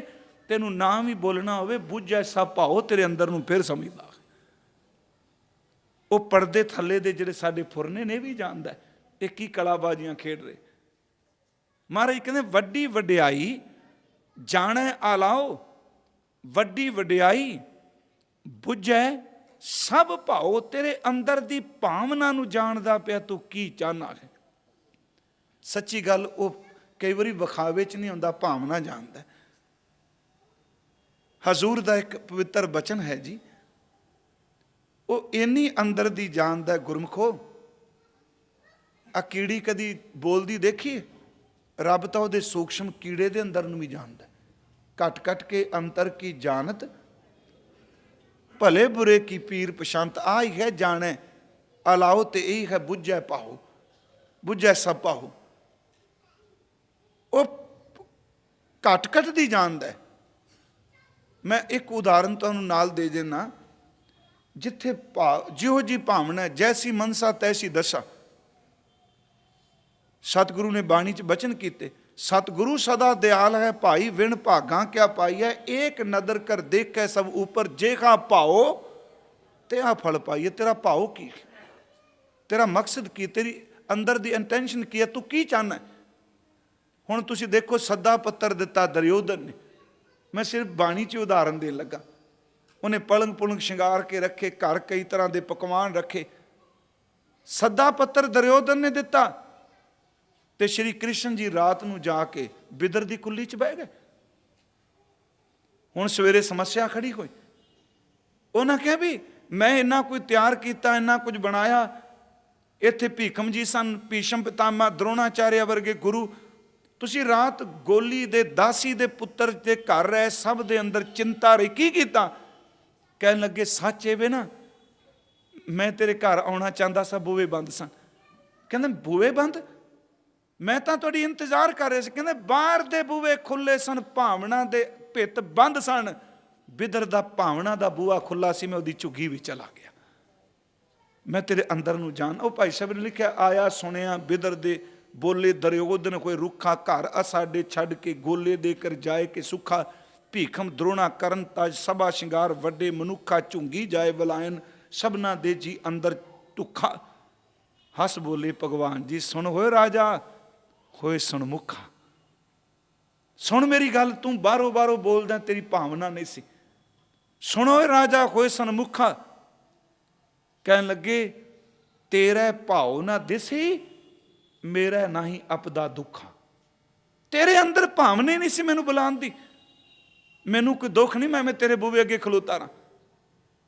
ਤੇਰਾ ਭਾਉ ਨਾ ਦਿਸੀ, ਮੇਰਾ ਨਹੀਂ ਅਪਦਾ ਦੁੱਖਾ, ਭਾਉ ਜਵੇਗਾ ਬਿਦਰ ਦੇ ਖੋਰੀ ਦੇ ਚਿੱਤ ਚਾਉ ਨਾ ਚੁੱਖਾ। ਜਿਹੜੀ ਉਹਦੇ ਅੰਦਰ ਦੀ ਭਾਵਨਾ ਸੀ, ਉਹਨੇ ਮੈਨੂੰ ਸੱਦਿਆ ਨਹੀਂ, ਪਰ ਉਹਦੇ ਅੰਦਰ ਦੀ ਭਾਵਨਾ ਮੈਨੂੰ ਪੁਕਾਰ ਰਹੀ ਸੀ। ਮੈਂ ਉਹਦੇ ਕੋਲ ਗਿਆ ਜਿਹੜਾ ਬਿਨ ਬੋਲਿਆਂ ਤੋਂ ਮੈਨੂੰ ਆਵਾਜ਼ਾਂ ਮਾਰ ਰਿਹਾ। ਭਾਉ ਜਵੇਹਾ ਬਿਦਰ ਦੇ ਖੋਰੀ ਦੇ ਚਿੱਤ ਚਾਉ ਨਾ ਚੁੱਖਾ। ਅਗਲੀ ਤੋਕੇ ਗੋਬਿੰਦ ਭਾਉ ਭਗਤ ਦਾ ਭੁੱਖਾ। ਉਹ ਸਾਡੇ ਭਾਵ ਨੂੰ ਵੀ ਜਾਣਦੇ। ਗੁਰੂ ਨਾਨਕ ਸਾਹਿਬ ਕਹਿੰਦੇ ਵਡਿਆਈ ਹੈ, ਨਹੀਂ ਤੇ ਲੋਕੀ ਚਲਾਕੀਆਂ ਨਾਲ ਰੱਬ ਨੂੰ ਠੱਗ ਨਾ ਜਾਂਦੇ। ਤੂੰ ਬੜਾ ਚੰਗਾ ਹੈ, ਤੂੰ ਬੜਾ ਕਿਰਪਾਲੂ ਹੈ, ਤੂੰ ਬੜਾ, ਉਹ ਠੱਗ ਜਾਂਦੇ। ਉਹ ਸ਼ਬਦਾਂ ਦੇ ਥੱਲੇ ਜਾਣਦਾ ਕੀ ਕਰ ਰਿਹਾ। ਨਾ ਤੂੰ ਆਵੇਂ ਵਸ ਬਹੁਤ ਕਿਣਾਮਣੇ, ਪ੍ਰਭ ਜੀ ਕੋ ਨਾਮ ਜਪਤ ਮਨ ਚੈਨ। ਨਾਮ ਨਾਲ ਹੀ ਚੈਨ ਹੈ। ਕਹਿੰਦੇ ਉਹ ਤਾਂ ਮਿੱਠੇ ਬੋਲਾਂ ਤੇ ਵੀ ਨਹੀਂ ਰੀਝਦਾ। ਕਾਹੂ ਨਾ ਭੀਜੈ ਸੰਜਮ ਸੁਆਮੀ, ਬੋਲੇ ਮਿੱਠੇ ਬੈਨ ਕਿਉਂਕਿ ਵੱਡੀ ਵਡਿਆਈ ਜਾਣੈ ਆਲਾਓ, ਵੱਡੀ ਵਡਿਆਈ ਬੁੱਝੈ ਸਭ ਭਾਓ। ਉਹ ਤੁਹਾਡੀ ਮੇਰੀ ਜਿੰਨੇ ਵੀ ਅਸੀਂ ਬੈਠੇ ਹਾਂ ਪਿਆਰਿਓ, ਤੁਹਾਡੀ ਤੈਅ ਨੂੰ, ਸਾਡੀ ਤੈਅ ਨੂੰ ਜਾਣਦਾ।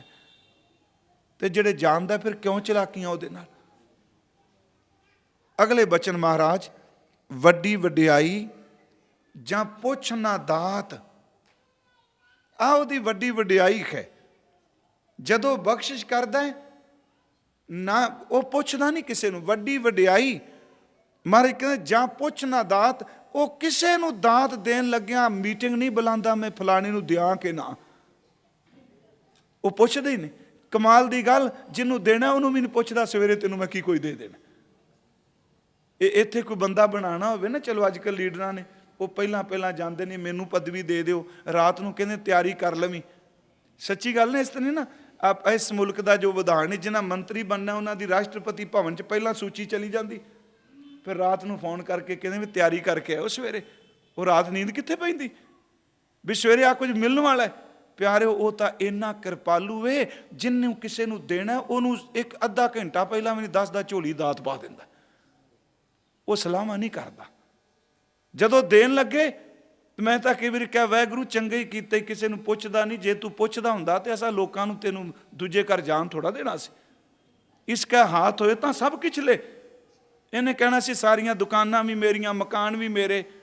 ਮੈਂ ਪਿੱਛੇ ਜਾ ਕੈਨੇਡਾ ਗਿਆ ਤੇ ਘਰ 'ਚ ਰੁਕਿਆ, ਉੱਥੇ ਇੱਕ ਬੀਬੀ ਨੇ ਸ਼ਬਦ ਕਿਹਾ, ਕਹਿੰਦੀ ਇੱਥੇ ਬੜੇ ਗਰੀਬ ਨੇ ਤੇ ਮੈਂ ਕਹਿੰਦੀ ਆ ਰੱਬਾ ਤੂੰ ਮੈਨੂੰ ਇੰਨਾ ਦੇ, ਮੈਂ ਲੋਕਾਂ ਨੂੰ ਦਿਆਂ। ਮੈਂ ਤੂੰ ਵਿੱਚ ਕਿਉਂ ਖਲੋਤੀ, ਸਿੱਧਾ ਕਿਉਂ ਨਹੀਂ ਇਹਨਾਂ ਨੂੰ ਦੇ। ਬੰਦਾ ਕਿੱਡਾ ਬੇਈਮਾਨ ਹੈ। ਸਾਡੇ ਫੈਮਿਲੀ ਮੈਟਰੀ ਸੀ, ਉਹ ਕਹਿਣ ਲੱਗ ਵੀ ਮੈਂ ਕਹਿੰਦੀ ਆ ਵੀ ਰੱਬ ਮੈਨੂੰ ਇਹਨਾਂ ਦੇ, ਮੈਂ ਸਾਰੇ ਗਰੀਬਾਂ ਨੂੰ ਦਾਂ। ਮੈਂ ਕਿਹਾ ਤੇਰੇ ਵਿੱਚ ਕੀ ਲੋੜ ਪੈ ਗਈ ਸਾਈਂ ਦੀ, ਤੂੰ ਸਿੱਧਾ ਕਿਉਂ ਨਹੀਂ ਕਹਿੰਦੀ ਨਾਨਕ ਨਾਮ ਚੜ੍ਹਦੀ ਕਲਾ ਤੇਰੇ ਭਾਣੇ। ਇਹ ਬੰਦਾ ਦਾਤ ਵੀ ਆਪਣੀ ਲਈ ਜਾਣ ਦਿੰਦਾ, ਕਿ ਉਹਨੂੰ ਸਵਾਦ ਆਉਂਦਾ ਨਾ ਦੇਣ 'ਚ, ਰਸ। ਮਹਾਰਾਜ ਕਹਿੰਦੇ ਪੁੱਛਦਾ ਨਹੀਂ, ਦਾਤਾਂ ਬੇਪਰਵਾਹ ਹੋ ਕੇ ਦਿੰਦਾ। ਜੇ ਪੁੱਛਣ ਲੱਗ ਪਵੇ, ਬਾਬਾ ਜੀ ਤਾਂ ਕਹਿੰਦੇ ਜਦੋਂ ਦੇਣ ਲੱਗਦਾ ਸਾਰੇ ਲੋਕ ਰੋਕ ਲਓ। ਜਿਸ ਤੋਂ ਦੇਹੇ ਤੇ ਸਹਿ ਕਿਆ ਚਾਰਾ, ਕੋਈ ਚਾਰਾ ਨਹੀਂ। ਉਹ ਜਦੋਂ ਦਾਤ ਦਿੰਦਾ, ਮੈਂ 2-3 ਤੁਹਾਨੂੰ ਪ੍ਰਮਾਣ ਬਾਣੀ 'ਚ ਭਾਵੇਂ ਤੁਸੀਂ ਸੋਧ ਪੜ੍ਹਦੇ ਹੋ, ਕਿਉਂਕਿ ਕਥਾ ਚੱਲਣੀ ਹੈ ਬਹੁਤ ਟਾਈਮ। ਦਾਤ ਦਿੰਦਿਆਂ ਕੁਛ ਨਹੀਂ ਪੁੱਛਦਾ। ਇੱਕ ਬੰਦਾ ਘਰਾੜੇ ਮਾਰਦਾ ਸੁੱਤਾ ਹੈ, ਗੁਰੂ ਗ੍ਰੰਥ ਸਾਹਿਬ ਕਹਿੰਦੇ ਨੇ ਉਹਨੂੰ ਪਤਾ ਹੀ ਨਹੀਂ ਨਾਮ ਕੀ ਸਿਮਰਨ ਕੀ, ਸਵੇਰੇ ਉੱਠਦਾ ਜ਼ਿੰਦਗੀ ਦਾ ਕਾਂਟਾ ਬਦਲਿਆ ਹੁੰਦਾ, ਉਹ ਬ੍ਰਹਮ ਗਿਆਨੀ ਬਣ ਜਾਂਦਾ। ਦੂਜਾ ਵਿਚਾਰਾ ਸਾਰੀ ਜ਼ਿੰਦਗੀ ਰਗੜ ਰਗੜ ਕੇ ਮੱਥੇ 'ਚ ਘਸਾ ਲੈਂਦਾ, ਕੁਛ ਵੀ ਪੱਲੇ ਨਹੀਂ ਪੈਂਦਾ। ਆ ਸ਼ਬਦ ਹੈ ਨਾ, ਪਹਿਲੇ ਪੈਰੇ ਫੁੱਲੜਾ ਫਲ ਪੀ ਪੱਛਾ ਰਾਤ, ਜੋ ਜਗਨ ਲਹਨ ਸੇ ਸਾਈਂ ਕੰਨੋ ਦਾਤ। ਅੱਗੇ ਮਹਾਰਾਜ ਕਹਿੰਦੇ ਦਾਤੀ ਸਾਹਿਬ ਸੰਧੀਆਂ, ਕਿਆ ਚੱਲੇ ਤਿਸ ਨਾਲ, ਕੀ ਜ਼ੋਰ ਚੱਲੇਗਾ। ਉਹਨੂੰ ਕਹੋਗੇ ਧੱਕਾ ਕਰਕੇ ਮੈਨੂੰ ਦਾਤ ਦੇ, ਕਿਆ ਚੱਲੇ ਤਿਸ ਨਾਲ, ਇੱਕ ਜਗੰਦੇ ਨਾ ਲੈਣ ਇੱਕ ਸੁੱਤਿਆਂ ਦੇ ਉਠਾਲ। ਵੱਡੀ ਵਡਿਆਈ ਜਾਂ ਪੁੱਛ ਨਾ ਦਾਤ, ਉਹ ਪੁੱਛ ਕੇ ਨਹੀਂ ਦਾਤਾਂ ਦਿੰਦਾ। ਇੱਕ ਸ਼ਬਦ ਗੁਰੂ ਗ੍ਰੰਥ ਸਾਹਿਬ ਚ ਆਉਂਦਾ ਨਿਜ ਪਤ, ਹੈ ਤਾਂ ਦਾਤਾ ਉਹੀ ਨਾ, ਜਗਤ ਭਿਖਾਰੀ ਫਿਰਤ ਹੈ ਸਭ ਕੋ ਦਾਤਾ ਰਾਮ, ਕਹੋ ਨਾਨਕ ਮਨ ਸਿਮਰਤੇ ਪੂਰਨ ਹੋਵੇਂ ਕਾਮ। ਇੱਕ ਸ਼ਬਦ ਹੁੰਦਾ ਹਮ ਭੀਖ ਭਿਖਾਰੀ ਤੇਰੇ ਤੂੰ ਨਿਜ ਪਤ ਹੈ। ਨਿਜ ਪਤ, ਨਿਜ ਪਤ ਦਾ ਅਰਥ ਕੀ ਹੈ? ਆਪਣੇ ਆਪੇ ਦਾ ਖੁਦ ਮਾਲਕ। ਤੁਸੀਂ ਦੇਖੋ ਇਸ ਦੁਨੀਆ 'ਚ ਕੋਈ ਨਿਜ ਪਤ ਹੈ ਨਹੀਂ। ਅਸੀਂ ਮੰਨ ਲਓ ਗੁਰੂ ਘਰ ਹਾਂ, ਗੁਰੂ ਘਰ ਦਾ ਸਿਸਟਮ ਚਲਾਉਣ ਲਈ ਕੁਝ ਕੁ ਸੀਮਾ ਹੈ, ਇੰਨੇ ਪੈਸੇ ਖਰਚ ਤੱਕ ਦਾ ਮੈਂਬਰ। ਮੰਨ ਲਓ ਇੱਕ ਮਿਨਿਸਟਰ ਹੈ, ਉਹਦੀ ਸੀਮਾ, ਉਹ ਕਹਿੰਦਾ ਮੇਰੇ ਅਧਿਕਾਰ ਖੇਤਰ 'ਚ ਇੰਨਾ ਕੁਝ ਹੀ ਹੈ। ਮੁੱਖ ਮੰਤਰੀ ਪ੍ਰਾਈਮ ਮਿਨਿਸਟਰ ਵੀ ਕਹਿ ਦਿੰਦਾ ਵੀ ਇਹ ਜੇ ਕਰਨਾ ਤੇ ਕੈਬਨਿਟ ਨੂੰ ਪੁੱਛਣ ਤੋਂ ਬਿਨਾਂ ਨਹੀਂ ਮੈਂ ਕਰ ਸਕਦਾ, ਐਗਜ਼ੈਕਟਿਵ ਕਮੇਟੀ ਤੋਂ ਬਿਨਾਂ ਨਹੀਂ ਕਰ ਸਕਾਂਗਾ। ਪਰ ਜਦੋਂ ਰੱਬ ਦਾਤਾਂ ਦਿੰਦਾ, ਉਹ ਮੀਟਿੰਗਾਂ ਥੋੜ੍ਹਾ ਕਰਦਾ। ਉਹ ਨਿਜ ਪਤ ਆਪਣੇ ਆਪੇ ਦਾ ਖੁਦ ਮਾਲਕ ਹੈ, ਉਹਨੂੰ ਕੋਈ ਨਹੀਂ ਰੋਕ ਸਕਦਾ। ਖਿਨ ਮੈਂ ਨੀਚ ਕੀਟ ਕੋ ਰਾਜ, ਪਾਰ ਬ੍ਰਹਮ ਗਰੀਬ ਨਿਵਾਜ। ਗੁਰੂ ਹਰਿਰਾਏ ਸਾਹਿਬ ਦਾ ਦਰਬਾਰ ਸਜਿਆ, ਨਿਆਣਿਆਂ ਦੇ ਤਨ ਤੇ ਕੱਪੜਾ ਨਹੀਂ, ਪੇਟ ਖੜਕਾਉਂਦੇ ਆਉਂਦੇ ਨੇ, ਮੂੰਹ ਵੱਲ ਇਸ਼ਾਰਾ ਕਰਦੇ ਨੇ। ਕਰਤਾ ਗੁਰੂ ਹਰਿਰਾਏ ਸਾਹਿਬ ਪੁੱਛਦੇ ਨੇ ਇਹ ਕਿਹਦੇ ਬੱਚੇ? ਭਾਈ ਕਾਲਾ ਕਹਿੰਦਾ ਮਹਾਰਾਜ ਮੇਰੇ ਭਤੀਜੇ ਫੂਲ ਤੇ ਸੰਦਲੀ। ਸਤਿਗੁਰੂ ਕਹਿੰਦੇ ਨੇ ਕੱਪੜੇ ਨਹੀਂ ਤਨ ਤੇ, ਢਿੱਡ ਕਿਉਂ ਖੜਕਾਉਂਦੇ ਨੇ, ਮੂੰਹ ਵੱਲ ਇਸ਼ਾਰਾ ਕਿਉਂ ਕਰਦੇ ਨੇ? ਕਹਿੰਦੇ ਮਾਲਕ ਮੇਰੇ ਭਰਾ ਤੇ ਭਰਜਾਈ ਮਰ ਚੁੱਕੇ ਨੇ, ਇਹਨਾਂ ਦਾ ਕੋਈ ਸਹਾਰਾ ਨਹੀਂ, ਤੇਰੇ ਦਰ ਤੋਂ ਰੋਟੀ ਮੰਗਣ ਆਏ ਨੇ, ਤੇਰੇ ਦਰ ਤੋਂ ਤਨ ਢੱਕਣ ਲਈ ਕੱਪੜਾ ਮੰਗਣ ਆਏ ਨੇ। ਸਤਿਗੁਰੂ ਨੇ ਕਿਹਾ ਗੁਰੂ ਨਾਨਕ ਦੇ ਘਰ 'ਚ ਆਏ ਨੇ, ਜਾ ਇਹਨਾਂ ਦੀ ਸੰਤਾਨ ਦੇ ਘੋੜਿਆਂ ਦਾ ਪਾਣੀ, ਜਮਣਾ ਤੱਕ ਇਹਨਾਂ ਦੇ ਘੋੜੇ ਪਾਣੀ ਪੀਣਗੇ, ਇਹਨਾਂ ਦਾ ਰਾਜ ਭਾਗ ਹੋਵੇਗਾ। ਪਟਿਆਲੇ ਵਾਲੇ ਉਹਨਾਂ 'ਚੋਂ, ਜੀਂਦ ਵਾਲੇ ਉਹਨਾਂ 'ਚੋਂ, ਨਾਭੇ ਵਾਲੇ ਉਹਨਾਂ 'ਚੋਂ। ਮੈਂ ਬੇਨਤੀ ਕਰਾਂਗਾ ਪਿਆਰਿਓ, ਇਹੀ ਤਾਂ ਉਹਦੀ ਵਡਿਆਈ, ਕਿਸੇ ਨੂੰ ਪੁੱਛ ਕੇ ਥੋੜ੍ਹਾ ਦਾਤਾਂ ਦਿੰਦਾ।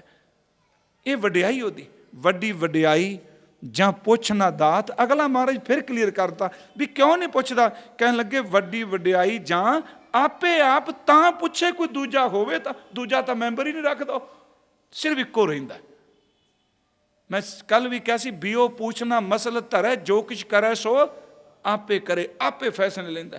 ਖਰਨ ਭਰਨ ਜਾ ਕਾ ਨੇਤਰ ਫੋਰ, ਤਿਸ ਕਾ ਮੰਤਰ ਨਾ ਜਾਣੈ ਹੋਰ। ਆਪੇ ਆਪ ਵੱਡੀ ਵਡਿਆਈ ਜਾਂ ਆਪੇ ਆਪ। ਤਾਂ ਹੀ ਸਾਹਿਬ ਨੇ ਕਿਹਾ ਐਸਾ ਨਾਮ ਨਿਰੰਜਨ ਹੋਏ, ਜੇ ਕੋ ਮਨ ਜਾਣੇ ਮਨ ਕੋਏ। ਉਹ ਆਪੇ ਆਪ ਹੈ, ਆਪੇ ਆਪ ਨਿਰੰਜਨ ਹੈ। ਥਾਪਿਆ ਨਾ ਜਾਏ ਕੀਤਾ ਨਾ ਹੋਏ, ਆਪੇ ਆਪ ਆਪਣੇ ਆਪ 'ਚ ਹੈ। ਵੱਡੀ ਵਡਿਆਈ ਜਾਂ ਆਪੇ ਆਪ, ਉਹ ਆਪਣਾ ਆਪਾ, ਉਹਦੇ ਕੋਲ ਕੋਈ ਦੂਜਾ ਹੈ ਹੀ ਨਹੀਂ। ਅੱਗੇ ਫਿਰ ਮਹਾਰਾਜ ਬਖਸ਼ਿਸ਼ ਕਰਦੇ ਨੇ, ਨਾਨਕ ਕਾਰ ਨਾ ਕਥਨੀ ਜਾਏ। ਧੰਨ ਗੁਰੂ ਨਾਨਕ ਸਾਹਿਬ ਏਡੀ ਨਿਮਰਤਾ ਜੀ, ਕਹਿੰਦੇ ਨੇ ਵਾਹਿਗੁਰੂ ਦੇ ਕੀਤੇ ਹੋਏ ਕੰਮ ਨੂੰ ਕੋਈ ਕਥਨ ਨਹੀਂ ਕਰ ਸਕਦਾ, ਉਹਦੀ ਕਾਰ ਨੂੰ ਕੋਈ ਬਿਆਨ ਨਹੀਂ ਕਰ ਸਕਦਾ। ਮਹਾਰਾਜ ਫਿਰ ਕਹਿੰਦੇ ਨੇ ਇਹ ਗੱਲ ਯਾਦ ਰੱਖੀ, ਕੀਤਾ ਕਰਨਾ ਸਰਬ ਰਜ਼ਾਏ। ਕੀਤਾ ਕਰਨਾ, ਉਹਦੀ ਕਾਰ ਨੂੰ ਕੌਣ ਕਥਨ ਕਰ ਸਕਦਾ?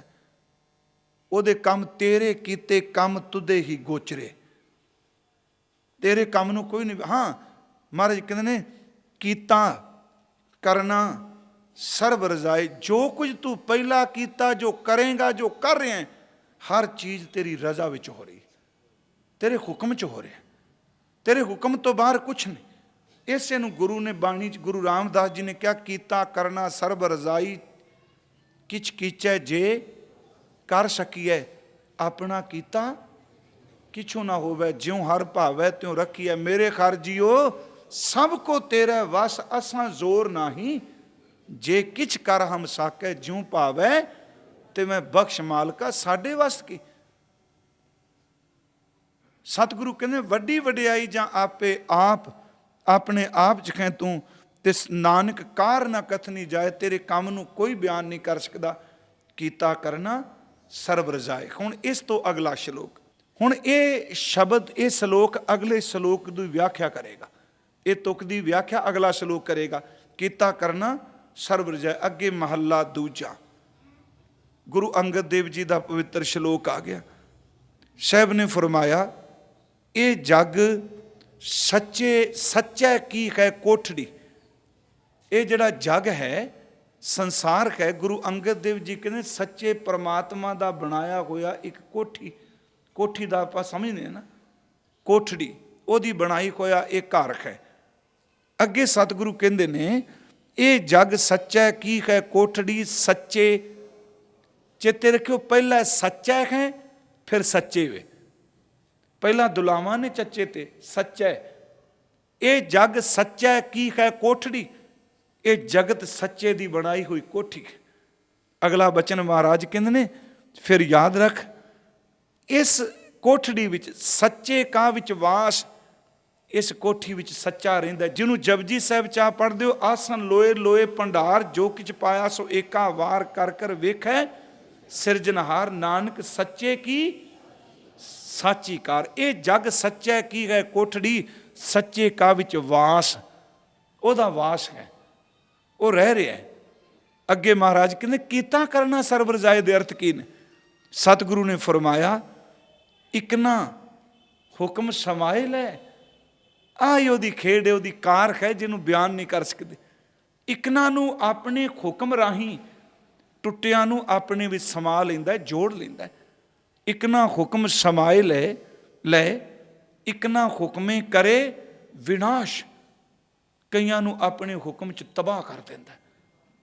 सच्ची जे इस तरह ना ओदी कार नू कथन नहीं किया जा सकता। इसे नू थोड़ा जिहा बाणी चो देखोगे भी इकना हुक्म समाए ले, इकना नू समा लिया, इकना हुक्मे करे विनाश, इकना नू हुक्म विच तबाह कर देंदा। इनू सतगुरु ने बाणी विच कहा हसतो जाए सो रोवत आवे, रोवत जाए सो हसै, बसतो होए होए सो उजर, उजर होए सो बसै। हसदे कोई रोंदे आ जाते हैं, रोंदियां नू हासे बख्श दिंदा है, उजड़े कोई वस जाते हैं, वसदियां नू उजाड़ दिंदा। बसतो होए हसतो जाए सो रोवत आवे, रोवत जाए सो हसै, बसतो होए सो उजर, उजर होए सो बसै। जलते थल कर थलते कुआं, कूप ते मेर करावे, धरती ते आकाश चढ़ावे, चढ़े आकाश गिरावे। इकना हुक्म समाए ले। इनू थोड़ा जिहा जपजी साहब की पवित्र पौड़ी चो आओ। हुक्मी खोवन आकार हुक्म न कह जाई, हुक्मी खोवन जी हुक्म मिलै वडियाई। हुक्मी उत्तम नीच हुक्म लिख दुख सुख पाई है, एक ना हुक्मी बख्शीश एक हुक्मी सदा पवाई। बस आ हुक्म ये बड़ी परम अवस्था का श्लोक है जी। जदों बंदे नूं हुक्म की समझ पै जाए फिर कल्पदा नहीं, फिर कुछ भी नहीं माड़ा। सुख ही है रे, दुख नहीं, फिर सब कुछ भला है। सतगुरु कहते ने एक ना हुक्मी बख्शीश एक हुक्मी सदा पवाइया। हुक्म है अंदर सब को बाहर हुक्म ना कोई, नानक हुक्म है जे बुझे तां हौ मैं कहन। फिर अहंकार दे बोल की बोलेगा। सतगुरु बख्शिश कर रहे ने एक ना हुक्म समाए ले, एक ना हुक्मे करे विनाश, एक ना भाणे कढ़ ले। एक ना नू अपनी रजा विच माया चो कढ़ लैंदा, सिमरन च जोड़ लैंदा। ते सच्चे पातशाह जी कहते ने एक ना माया विच निवास। एक वो ने जिन्हां दा निवास माया विच ही। कईयां नू बचा लिया, कईयां नू कढ़ लिया। एक की ओदी खेड देखो बई। फिर जदों तुसी खेड देखोगे तो फिर खेड रचन वाले वाल तुहाडी सुरत जाएगी। यही कारण कि जदों कोई महापुरख सुरत करके उच्चा उठदा है ना, वो किसी नू बुरा नहीं कहता। सच है। हुक्म नू समझण वाला बुरा नहीं कहता। वो कहता काठ की पुत्री कहाँ करे बपरी, खिलामन हारो जाने। ਆ ਜਿਹੜਾ ਨੱਚ ਰਿਹਾ ਬੋਲ ਰਿਹਾ ਇਹਦਾ ਕੀ ਕਸੂਰ? ਆ ਕਠਪੁਤਲੀਆਂ ਦੀ ਆਪਾਂ ਦੇਖਿਆ ਨਾ ਜੀ, ਜਿਹੜੀਆਂ ਕਠਪੁਤਲੀਆਂ ਦਾ ਜਿਨ੍ਹਾਂ ਨੇ ਖੇਡ ਦੇਖੀ ਹੋਣੀ ਹੈ, ਉਹ ਨੱਚਦੀਆਂ ਨੇ, ਡਿੱਗਦੀਆਂ ਨੇ, ਲੜਦੀਆਂ ਨੇ। ਕਹਿੰਦੇ ਇਹਨਾਂ ਨੂੰ ਵੇਖ ਕੇ ਕੀ ਕਹਿੰਦੇ ਪਏ ਹੋ? ਉਹਨੂੰ ਪੁੱਛੋ ਜਿਹਨੇ ਡੋਰੀ ਪਕੜੀ, ਜਿਹੜਾ ਨਚਾਉਂਦਾ ਪਿਆ। ਇਹੀ ਕਾਰਨ ਮਹਾਂਪੁਰਖ ਗੁਰਮੁਖ ਗੁਰੂ ਸਾਹਿਬ ਨੇ ਇਸੇ ਕਰਕੇ ਬਾਣੀ 'ਚ ਕਿਹਾ, ਤੋ ਦੀਵਾਨਾ ਜਾਣੀਏ ਜਾਂ ਸਾਹਿਬ ਧਰੈ ਪਿਆਰ, ਮੰਦਾ ਜਾਣੈ ਆਪ ਕੋ ਅਵਰ ਭਲਾ ਸੰਸਾਰ। ਤੇਰੇ ਹੁਕਮ 'ਚ ਕਈ ਡੁੱਬ ਗਏ, ਕਈ ਤਰ ਗਏ। ਮਹਾਰਾਜ ਸੱਚੇ ਪਾਤਸ਼ਾਹ ਬਖਸ਼ਿਸ਼ ਕਰ ਰਹੇ ਨੇ, ਇਕਨਾਂ ਨੂੰ ਸੰਭਾਲਿਆ, ਇੱਕ ਡੁੱਬ ਗਏ। ਅਗਲੀ ਬਚਨ, ਏਵ ਭੇ ਆਖ ਨਾ ਜਾਪਈ। ਏਵ ਭੇ, ਭੀ ਨਹੀਂ ਇੱਥੇ, ਇਹ ਵੀ ਨਹੀਂ ਕੋਈ ਕਹਿ ਸਕਦਾ। ਏਵ ਭੇ ਆਖ ਨਾ ਜਾਪਈ, ਜੇ ਕਿਸੇ ਆਣੈ ਰਾਸ। ਆਣੈ ਰਾਸ, ਇਹਦੇ ਕੰਮ ਕਦੋਂ ਰਾਸ ਹੋ ਜਾਣਗੇ? ਸ਼ੌ ਨੱਡੜੇ ਦੀ ਮਰਜ਼ੀ। ਇਹ ਭੇ ਆਖ ਨਾ ਜਾਪਈ, ਇਹ ਵੀ ਆਖਣ ਜੋ ਗੱਲ ਨਹੀਂ, ਕੁਛ ਨਹੀਂ ਕੋਈ ਕਹਿ ਸਕਦਾ। ਸਤਿਗੁਰੂ ਕਹਿੰਦੇ ਨੇ, ਜੇ ਕਿਸੇ ਆਣੇ ਰਾਸ, ਜੇ ਕਿਸੇ ਨੂੰ ਇਹ ਸਮਝ ਪੈ ਜਾਏ ਵੀ ਆਹ ਕੰਮ ਹੁਣ ਸਿਰੇ ਚੜ ਜਾਣਾ, ਕੋਈ ਪਤਾ ਨਹੀਂ ਸੱਚੀ ਉਹਦੇ ਬਾਰੇ ਕੋਈ ਪਤਾ ਨਹੀਂ, ਕਦੋਂ ਰਾਸ ਚੜ੍ਹਨਾ, ਕਦੋਂ ਸਿਰੇ ਚੜ੍ਹਨਾ, ਇਹ ਉਹਦੀਆਂ ਉਹੀ ਜਾਣਦਾ, ਉਹ ਬੇਪਰਵਾਹ। ਜੇ ਕਿਸੇ ਆਣੇ ਰਾਸ, ਹਾਂ ਸਤਿਗੁਰੂ ਇਹ ਜੋ ਤੁਸੀਂ ਉੱਤੇ ਦੱਸਿਆ ਸਾਡੀ ਸਮਝ ਤੋਂ ਬਹੁਤ ਦੂਰ ਦੀ ਗੱਲ, ਕਿ ਭਾਣੇ 'ਚ ਕੱਢ ਲਿਆ, ਭਾਣੇ ਵਿੱਚ ਡੋਬ ਦਿੱਤਾ, ਭਾਣੇ ਵਿੱਚ ਤਾਰ ਦਿੱਤਾ, ਭਾਣੇ ਵਿੱਚ ਵਿਨਾਸ਼ ਕਰ ਦਿੱਤਾ। ਸਤਿਗੁਰੂ ਕਹਿੰਦੇ ਦੀ ਸਮਝ ਪੈ ਜਾਏਗੀ। ਇੱਕ ਕੰਮ ਕਰ, ਨਾਨਕ ਗੁਰਮੁਖ ਜਾਣੀਏ ਜਾਂ ਕੋ ਆਪ ਕਰੇ ਪ੍ਰਗਾਸ। ਧੰਨ ਗੁਰੂ ਅੰਗਦ ਸਾਹਿਬ ਕਿਰਪਾ ਕਰਦੇ ਨੇ, ਇਸ ਗੱਲ ਨੂੰ ਉਹ ਸਮਝਦਾ ਹੈ ਜਿਹਦੇ ਉੱਪਰ ਉਹਦੀ ਕਿਰਪਾ ਹੋ ਜਾਂਦੀ। ਜੋ ਗੁਰੂ ਦੇ ਸਨਮੁਖ ਹੁੰਦਾ ਹੈ, ਉਹ ਜਾਣ ਜਾਂਦਾ ਇਹਨਾਂ ਗੱਲਾਂ ਨੂੰ। ਇਹ ਹੁਕਮ 'ਚ ਹੈ ਜੀ, ਬਸ ਹੁਕਮ ਸ਼ਬਦ ਬੜੇ ਕਮਾਲ ਦਾ ਹੈ। ਇਹ ਸਭ ਕੁਝ ਉਹਦੇ ਹੁਕਮ 'ਚ ਵਰਤ ਰਿਹਾ। ਜਿਹਨੂੰ ਅੰਦਰ ਦਾ ਚਾਨਣ ਹੋ ਜਾਂਦਾ ਹੈ, ਉਹ ਹੁਕਮ ਨੂੰ ਸਮਝਦਾ। ਮੈਂ ਇੱਕ ਉਦਾਹਰਨ ਦੇ ਕੇ ਸਮਾਪਤੀ ਕਰਨਾ, ਪਰ ਇਸ ਲੜੀ ਨੂੰ ਸੁਭਾ ਆਪਾਂ ਪੌੜੀ ਰੂਪ 'ਚ ਅੱਗੇ ਤੁਰਾਂਗੇ। ਮੈਂ ਤਾਂ ਟਿਊਕ ਮਾਤਰ ਇਤਿਹਾਸ ਦੀ ਸਾਖੀ ਕੋਈ ਨਾ ਕੋਈ ਸੁਣਾਈ ਜਾ ਰਿਹਾ ਵੀ ਅਕੇਵਾਂ ਨਾ ਹੋਵੇ। ਜੇ ਗਹਿਰਾ ਬੋਲਾਂਗਾ ਕਈ ਵਾਰੀ ਸਮਝ ਨਹੀਂ ਪੈਂਦੀ, ਪਰ ਮੈਂ ਫਿਰ ਬੇਨਤੀ ਕਰਾਂਗਾ, ਆਪਣੀ ਸੁਰਤ ਨੂੰ ਗਹਿਰਿਆਂ ਲਿਜਾਓ ਪਿਆਰਿਓ। ਕਿੱਥੇ ਆਪਾਂ ਖਲੋਤੇ ਹੋਏ ਜੀ? ਗੁਰੂ ਗ੍ਰੰਥ ਸਾਹਿਬ ਬੜੇ ਗਹਿਰੇ ਨੇ, ਬੜੇ ਡੂੰਘੇ ਨੇ, ਪਰ ਫਰਕ ਇੰਨਾ ਹੈ, ਸਮੁੰਦਰ ਦੀ ਗਹਿਰਾਈ ਵਿੱਚ ਕੋਈ ਡੁੱਬਦਾ ਹੈ ਉਹਨੂੰ ਮੌਤ ਮਿਲਦੀ ਹੈ, ਇਹਦੀ ਗਹਿਰਾਈ ਵਿੱਚ ਕੋਈ ਡੁੱਬਦਾ ਉਹਨੂੰ ਜ਼ਿੰਦਗੀ ਮਿਲਦੀ ਹੈ। ਸਿੱਪੀ ਜਦੋਂ ਡੂੰਘੇ ਪਾਣੀ 'ਚ ਡੁੱਬ ਜਾਂਦੀ, ਉਦੋਂ ਮੋਤੀ ਦਾ ਜਨਮ ਹੁੰਦਾ ਹੈ। ਹਜ਼ੂਰ ਸੱਚੇ ਪਾਤਸ਼ਾਹ ਮਹਾਰਾਜ, ਉਹਨਾਂ ਦੇ ਸਿੱਖ ਭਾਈ ਭਿਖਾਰੀ ਜੀ, ਸਾਰੇ ਅਸੀਂ ਜਾਣਦੇ ਹਾਂ। ਭਾਈ ਗੁਰਮੁਖ ਉਹਨਾਂ ਦੇ ਘਰ ਜਾਂਦੇ ਨੇ, ਸਾਰੇ ਜੀ ਵਿਆਹ 'ਚ ਲੱਗੇ ਨੇ। ਭਾਈ ਭਿਖਾਰੀ ਜੀ ਤੱਪੜ ਸਿੰਦੇ ਨੇ। ਭਾਈ ਗੁਰਮੁਖ ਪੁੱਛਦੇ ਨੇ, ਇਹ ਵਿਆਹ 'ਚ ਬੀ ਵਾਲਾ ਸਾਹਿਬ ਇਹ ਬਾਅਦ 'ਚ ਸੀ ਲਿਓ। ਕਹਿਣ ਲੱਗੇ, ਨਹੀਂ, ਇਹਦੀ ਲੋੜ ਕੱਲ੍ਹ ਨੂੰ ਪੈਣੀ, ਇਹਨਾਂ ਨੂੰ ਪਤਾ ਨਹੀਂ। ਪੁੱਛਦੇ ਨੇ, ਕਿਹਨਾਂ ਨੂੰ ਪਤਾ ਨਹੀਂ? ਕਹਿੰਦੇ ਇਹਨਾਂ ਨੂੰ ਨਹੀਂ ਪਤਾ ਜਿਹੜੇ ਮਠਿਆਈਆਂ ਖਾ ਰਹੇ ਨੇ, ਜਿਹੜੇ ਨਵੇਂ ਕੱਪੜੇ ਸਿਲਾ ਰਹੇ ਨੇ। ਦੂਜੇ ਦਿਨ ਪੁੱਤਰ ਦੀ ਮੌਤ ਹੁੰਦੀ ਹੈ। ਭਾਈ ਗੁਰਮੁਖ ਨੂੰ ਆਵਾਜ਼ ਦੇ ਕੇ ਭਾਈ ਭਿਖਾਰੀ ਕਹਿੰਦੇ ਨੇ, ਆਓ ਤੱਪੜ ਵਿਛਾਈਏ ਤੇ ਸਿਮਰਨ ਕਰੀਏ, ਬਾਣੀ ਪੜ੍ਹੀਏ। ਭਾਈ ਗੁਰਮੁਖ ਚੁੱਪ ਕਰ ਜਾਂਦੇ ਨੇ। ਸਿਮਰਨ ਹੁੰਦਾ ਹੈ, ਪੁੱਤਰ ਦਾ ਸਿਰ ਝੋਲੀ 'ਚ ਰੱਖਦੇ ਨੇ, ਪੂੰਝਦੇ ਨੇ, ਸਾਫ਼ ਕਰਦੇ ਨੇ, ਰੋਂਦੇ ਨਹੀਂ। ਸੰਸਕਾਰ ਕਰਕੇ ਵਾਪਸ ਆਉਂਦੇ ਨੇ, ਇੱਕੋ ਕਮਰੇ 'ਚ ਰਾਤ ਆਸਣ। ਭਾਈ ਗੁਰਮੁਖ ਪੁੱਛਦੇ ਨੇ, ਭਾਈ ਭਿਖਾਰੀ ਅੱਖਾਂ ਭਰ ਕੇ, ਤੁਹਾਨੂੰ ਪਤਾ ਸੀ ਬੱਚੇ ਨੇ ਚਲੇ ਜਾਣਾ? ਕਹਿੰਦੇ ਹਾਂ ਪਤਾ ਸੀ। ਫਿਰ ਅਰਦਾਸ ਕਿਉਂ ਨਹੀਂ ਕੀਤੀ? ਵੱਜ ਜਾ। ਕਹਿੰਦੇ ਕੀਤੀ ਅਰਦਾਸ। ਕਹਿੰਦੇ ਫਿਰ ਤੁਹਾਡੀ ਸੁਣੀ ਨਹੀਂ? ਕਹਿੰਦੇ ਸੁਣੀ ਗਈ, ਸੁਣੀ ਗਈ ਮੇਰੀ ਬੇਨਤੀ। ਕਿਉਂ? ਜੇ ਸੁਣੀ ਗਈ ਪੁੱਤਰ ਮਰ ਗਿਆ। ਕਹਿਣ ਲੱਗੇ, ਮੈਂ ਇਹ ਨਹੀਂ ਸੀ ਕੀਤੀ ਬੱਚੇ, ਮੈਂ ਇਹ ਕਿਹਾ ਸੀ ਕਿਰਪਾ ਕਰੀ, ਜਿਸ ਦਿਨ ਜੰਮਿਆ ਸੀ ਦਾਈ ਤੋਂ ਮੈਂ ਆਪਣੀ ਗੋਦ 'ਚ ਲਿਆ ਤੇ ਉਦਣ ਵੀ ਤੇਰੇ ਸ਼ਬਦ ਵਾਹਿਗੁਰੂ ਜਪਿਆ ਸੀ ਇਹਦੇ ਕੰਨਾਂ 'ਚ। ਕੱਲ੍ਹ ਨੂੰ ਮਰਨ ਤੋਂ ਬਾਅਦ ਇਹਦਾ ਸਿਰ ਮੇਰੀ ਝੋਲੀ 'ਚ ਆਉਣਾ ਹੈ, ਮਿਹਰ ਕਰੀ ਮੈਂ ਰੋਵਾਂ ਨਾ, ਮੈਂ ਤੇਰਾ ਨਾਮ ਹੀ ਜਪਾਂ। ਉਹਨਾਂ ਕਿਹਾ ਕਿ ਕਹਿੰਦੇ ਹੁਕਮ ਹੈ, ਹੁਕਮ ਨੂੰ ਮੰਨੋਗੇ ਸੁੱਖ ਪਾਓਗੇ, ਅੜੋਗੇ ਤੇ ਦੁੱਖ ਪਾਓਗੇ। ਮੈਂ ਫਿਰ ਅਰਜ਼ ਕਰਾਂ, ਬੜਾ ਔਖਾ ਜੇ ਪਿਆਰਿਓ, ਇੱਥੇ ਸੁੱਖ ਵਾਲੇ ਹੁਕਮਨਾਮੇ ਮੰਨੇ ਜਾਂਦੇ ਨੇ, ਦੁੱਖ ਵਾਲੇ ਅਸੀਂ ਉਲਾਮੇ ਦੇਣੇ। ਉੱਥੇ ਫਿਰ ਉਹਨਾਂ 3 ਸ਼ਬਦ ਕਹੇ ਨੇ, ਉਹ ਗੁਰੂ ਨਾਨਕ ਗੁਰਪ੍ਰਸਾਦ ਰਸੂਲ ਚ ਲਿਖੇ ਨੇ, ਭਾਈ ਭਿਖਾਰੀ ਕਹਿੰਦੇ ਤਾਂ ਤੇ ਭੋ ਗੁਰਮੁਖ ਸੁਣ ਲੀਜੈ। ਭਾਈ ਗੁਰਮੁਖ ਮੇਰੀ ਗੱਲ ਸੁਣ, ਭਾਣਾ ਮਾਨਨ ਮਨ ਦ੍ਰਿੜ ਕੀਜੈ। ਹੁਕਮ ਮੰਨਣ ਵਿੱਚ ਬੇਨਤੀ ਕਰੋ। ਭਾਣਾ ਮਾਨਨ ਮਨ ਦ੍ਰਿੜ ਕੀਜੈ, ਸਤਨਾਮ ਕੋ ਸਿਮਰਨ ਕਰਨੋ। ਜੇ ਭਾਣਾ ਮੰਨਣਾ ਤੇ ਸਿਮਰਨ ਕਰਨ ਦੀ ਜਾਚ ਸਿੱਖੋ। ਤਨ ਹੰਤਾ ਕੋ ਹਿਰਦੈ ਬਸਰਨੋ, ਸਰੀਰ ਦੇ ਮੋਹ ਨੂੰ ਛੱਡੋ। ਨਾ ਛੱਡੋਗੇ ਧੱਕੇ ਨੇ ਕਿਤੇ ਛੱਡਿਆ ਜਾਣਾ। ਅਸੀਂ ਜਿੰਨੇ ਬੈਠੇ ਹਾਂ ਕੀ ਅਸੀਂ ਛੱਡਣਾ ਨਹੀਂ? ਮੈਂ ਤਾਂ ਕਈ ਵਾਰੀ ਕਹਿੰਦਾ ਇਹ ਦੁਨੀਆ ਸੰਜੋਗ ਤੋਂ ਸ਼ੁਰੂ ਹੁੰਦੀ ਏ, ਵਿਜੋਗ ਤੇ ਮੁੱਕਦੀ ਏ। ਰੱਬ ਦੀ ਗੱਲ ਵਿਜੋਗ ਤੋਂ ਸ਼ੁਰੂ ਹੁੰਦੀ ਹੈ ਤੇ ਸੰਜੋਗ ਤੇ ਮੁੱਕਦੀ ਹੈ।